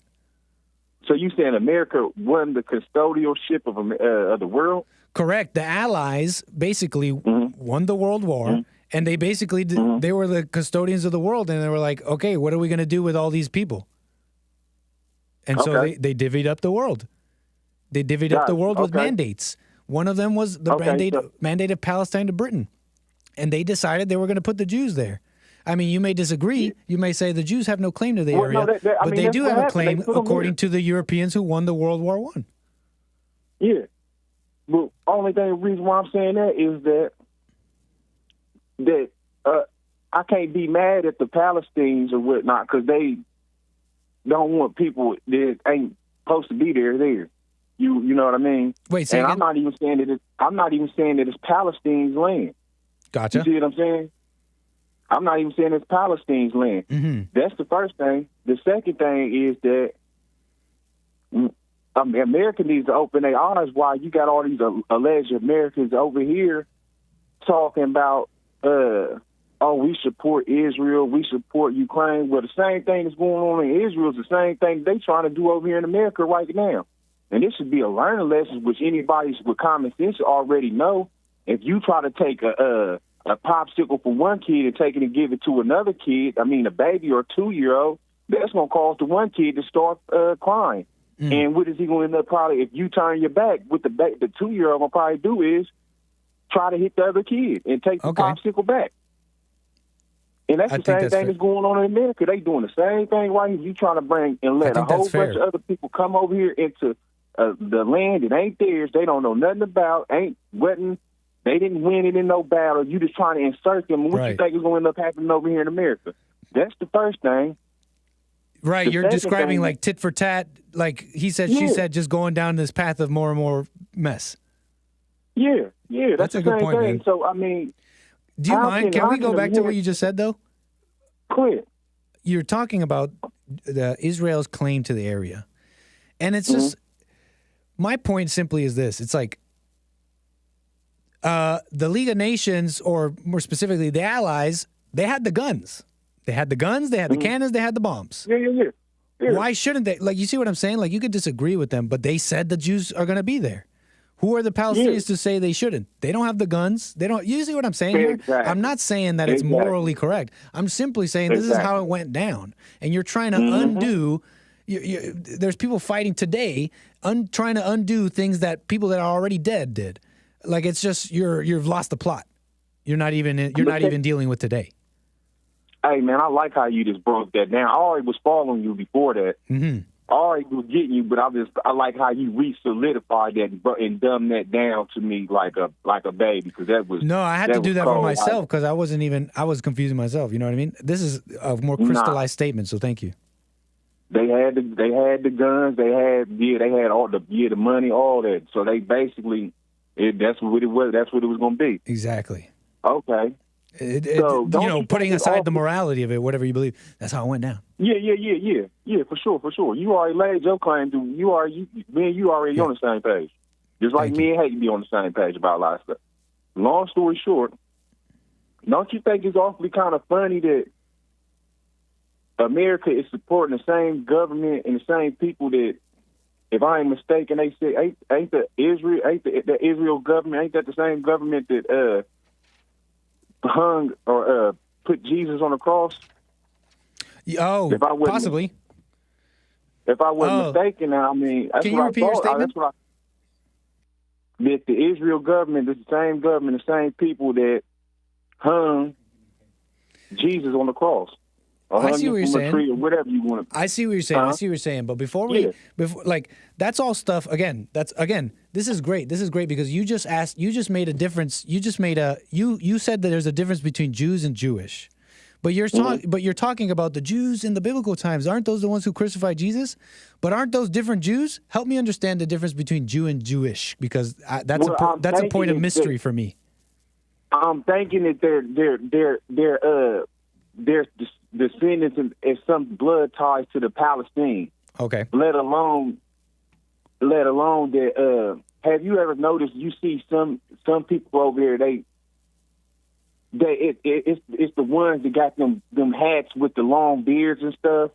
The Jewish, and then if you notice, some of them, they just be regular dudes. They don't wear the hats and stuff like that. I'm thinking the ones that don't wear the hats, that they just light skinned or whatnot. I'm thinking those is the ones that hung or crucified Jesus. Gotcha. That's the only thing that I so can the difference think. between Jew and Jewish is bloodline. Yeah. Gotcha. And okay. And so, what's the bloodline of the Jews today and the Jewish today? I'm not. The Jews are the Israelites. The Gotcha. Jewish are the Jews are 𝒔𝒄𝒊𝒂𝒍𝒔 Jews. And the people who call themselves Jewish today, I guess. Yeah. So the people in Israel are not. 𝒔𝒄𝒊𝒂𝒍𝒔. The people in Israel are not Jews. They're 𝒔𝒄𝒊𝒂𝒍𝒔, Ashkenazi, something like that. Ashkenazi, yeah. And how do you know this? Yeah. They come. They're I forgot where. But they basically white, man. Okay. They basically white, man. That's all. I mean, that's basically all it is. It is a different. Just like you got high yellow Negroes, you got dark skinned Negroes. That's the same thing with them.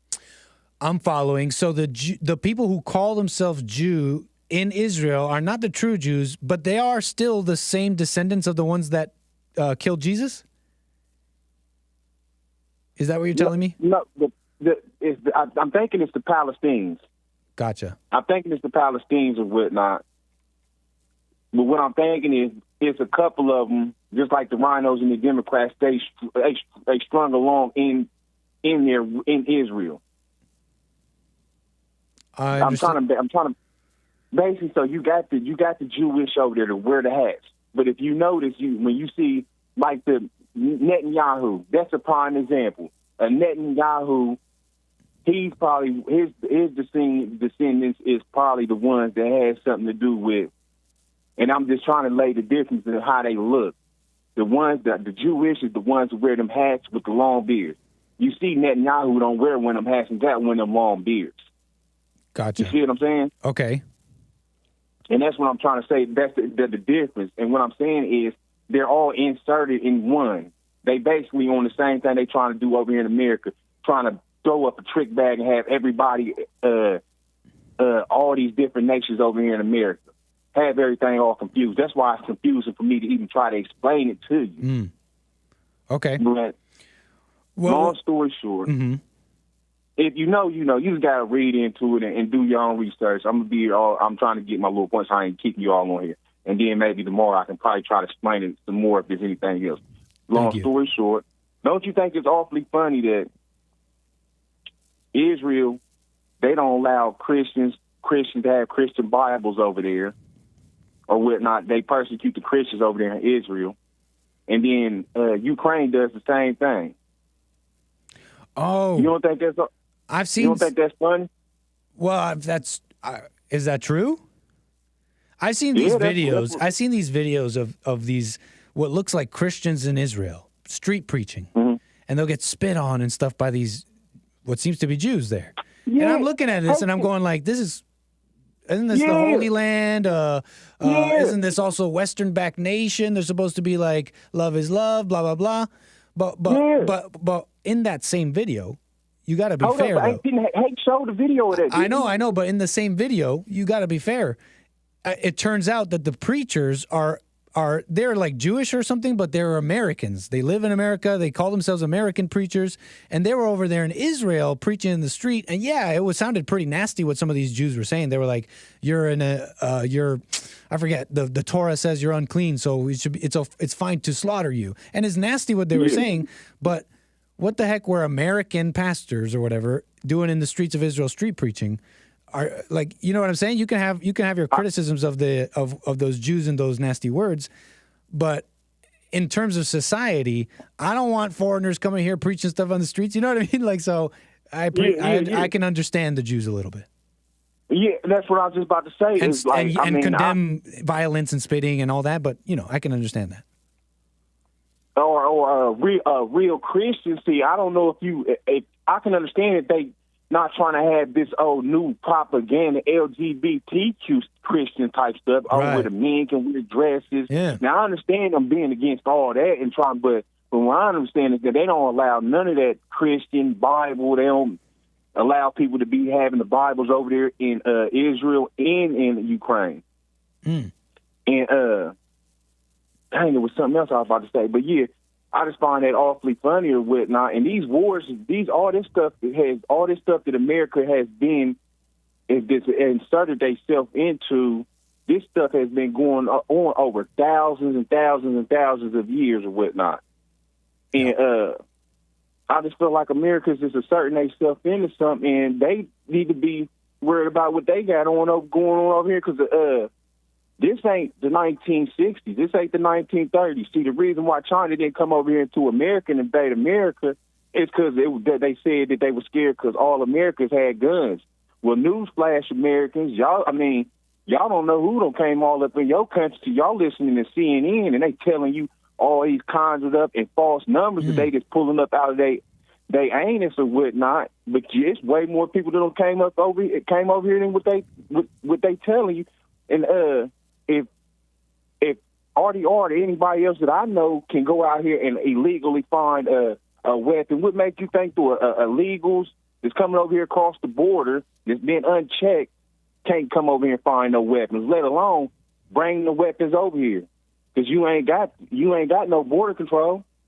They ain't stopping nothing. Right. So what I'm saying is, the reason why China was scared to come over here is because they knew that every American had weapons, so they wouldn't be able to bring enough people over here. Basically, all the way over all that water, you couldn't just bring a big state like a ship that can hold 200,000 sailors, and they all got weapons, and just dock them on American land and hope that they could fight and push their way through the land. That was impossible back at that time. But see, they don't have to worry about that now because you got all these different nationalities of people crossing the border or whatnot. Well, they over here and they got the weapons. So America's done lost that anyway. But what I'm saying is, y'all worried about Israel when America's got a fight on their hands. Yes. See, it doesn't make no sense. You know, I don't understand how America's so worried about these other places or whatnot when we basically cooked. We're done. And I'm not trying to be like, oh, well, no, I know. Let me go. Go ahead. I'm sorry. No, I said I go on. I'll let you finish. I agree. Nah, I'm just saying I ain't trying to like be basically scared or saying like fear-mongering.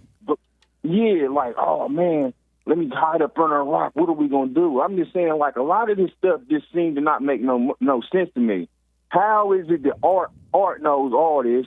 Art is sounding all logical, but I don't want to be no leader. I don't want to be no politician. The only way I'm being a politician is if my constituents in Ohio, they want me to be a politician. I'm not trying to be no leader. You need to find another leader. I'm not with you, man. I'm the same way. I don't say any of this to be fear mongering. I'm not feeling fear, and I don't want you to feel fear.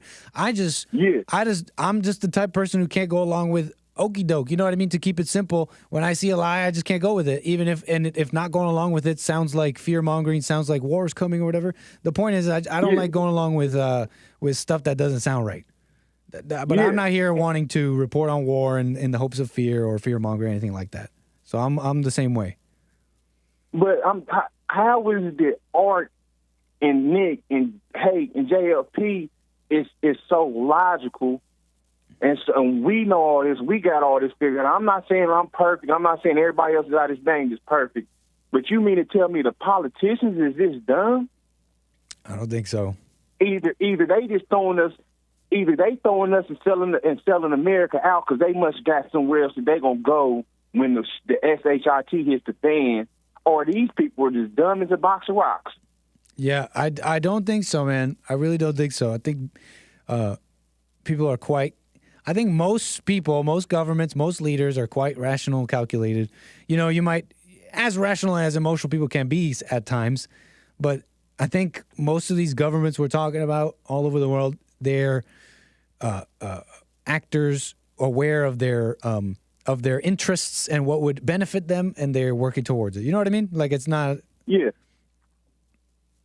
Hey, and Nick, real quick, I like what Fred Drinker from LA said. He's right about that. It'll take me 3 days to read the bill on the House floor, and he's correct about that. But that's another thing that Art got some problem with. You're reading the chat. In politics.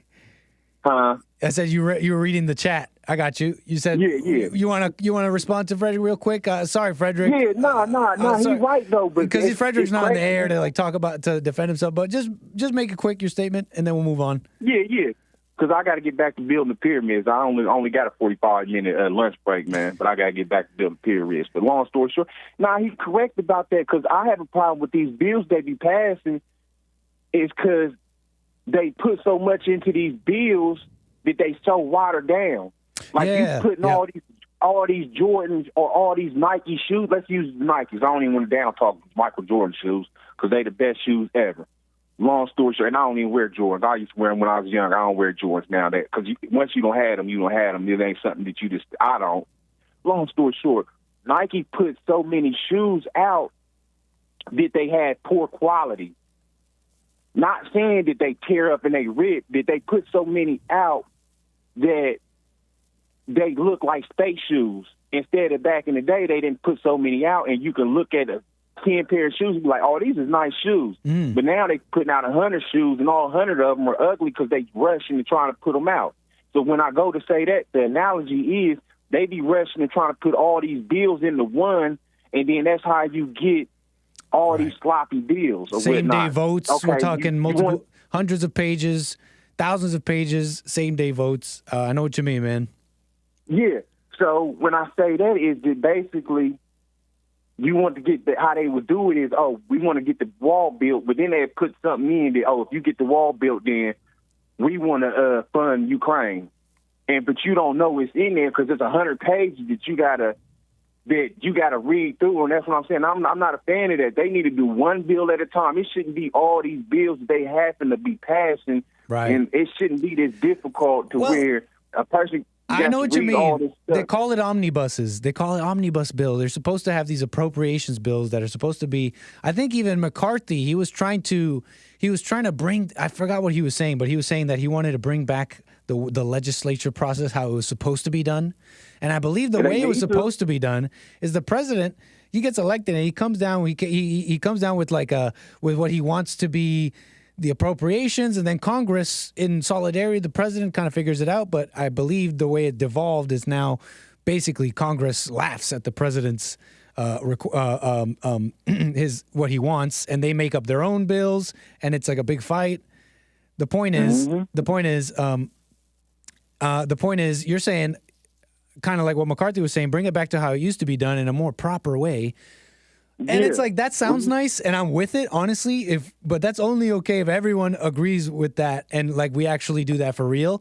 Personally speaking, the enemy loves to use these omnibus bills to throw in everything they want. I say we use the omnibus too. We use the omnibus too, and we shove everything we need in there. But that's also assuming we have a friggin' Republican Party that would actually, be intelligent with that kind of power. But I don't see that happening. Yeah, but that's pretty much it. You got it. We on the same page. And shout out to LeBron James. Yes, sir. But tell Frederick or whatnot that we might be slow, but we for sure, man. Right on. We slow, but for sure. Appreciate it, Art, and we still rolling with Trump. We still rolling with Trump, baby. Let's go. Thank you, Art. Call me again. Yes, sir. Already. Nice. Whew. Y'all, what a mess. What a mess. The conflict, the Jews, the Arabs. I don't want to hear the word Jew or Arab tomorrow. Or I don't want to hear the words Hamas, Jew, Israel. I We're going hard on, what are we going hard on tomorrow? We're going hard on the Mexicans. Or how about women tomorrow? No, I'm joking. I'm just playing around, y'all. That's a joke. I'm not really feeling fatigued. I feel like there was something else. I have all these links. I hope you have a somewhat of an understanding on, maybe not on taking a side here. Hopefully what I've described was confusing enough to understand that trying to extrapolate a side from some kind of fact is kind of a folly, a act of futility. Hopefully you understood something from a little bit of the history recap here. And hopefully you've making some sense of human nature and yourself, huh? Can we bring it back to ourselves a little bit here? Anyways, y'all, we got more American Anchor Baby coming at you tomorrow. Let me see if I didn't miss anything here. I mean, we got into all the big things here. There's clips of life in Gaza I wanted to show you. Because they call it like a what is it? A concentration camp, whatever. It's all blocked away. But I also want to show you clips of people in there complaining, sounding like Black Lives Matter. Again, it's multiple levels here, not taking sides, just giving you a full view. I wanted to show you, I believe it was Redheaded Libertarian. Oh, I'm sorry. No, it was Al Jazeera. Al Jazeera saying the UN Special Rapporteur for Human Rights in Palestine, which is a position in the United Nations, is saying they're horrified by what is happening in the region, and they're calling for a truce. Can't tell you. That's just reports. Al Jazeera, videos of purported from Al Jazeera. Can't tell you if they're real. Of Gaza bombings in Gaza, looking pretty nasty. Purported sources, Al Jazeera, can't confirm. Everything's in the fog of war right now as things go. Just running down my links here that I didn't get to show you in today's show real quick. What else? That rally in New York. They had that rally in New York, pretty much pro-Palestine, right? And again, it's a mess. Taking sides, weird. But I don't know how you can see scenes of butchering, all that butchering. And again, it could be fog of war. We can't confirm if they're real or not, but you got to assume that at least some of these people out on the streets of New York saw these videos of these Israelis being butchered, believed it to be true, and then thought, you know what, I support Palestine, and went out to the street. I don't know how a loving person can make that logical conclusion. I don't care what side of the aisle you end up on. I don't know how a loving, rational person can make that conclusion. And what else? It's a religious war going back a long time, blah, blah, blah, blah, blah. Hamas, never again. All right, y'all. That's the show for today. Back tomorrow for more American Anchor Baby. Lord Spike Protein coming in strong with the last second super chat there. Thank you for the support, Lord Spike Protein. I hope you enjoyed the show. Again, what can I say?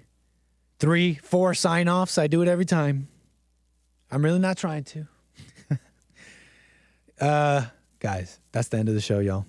Catch you tomorrow for more American Anchor Baby. Hope today's show was fine. Take care, y'all. Peace.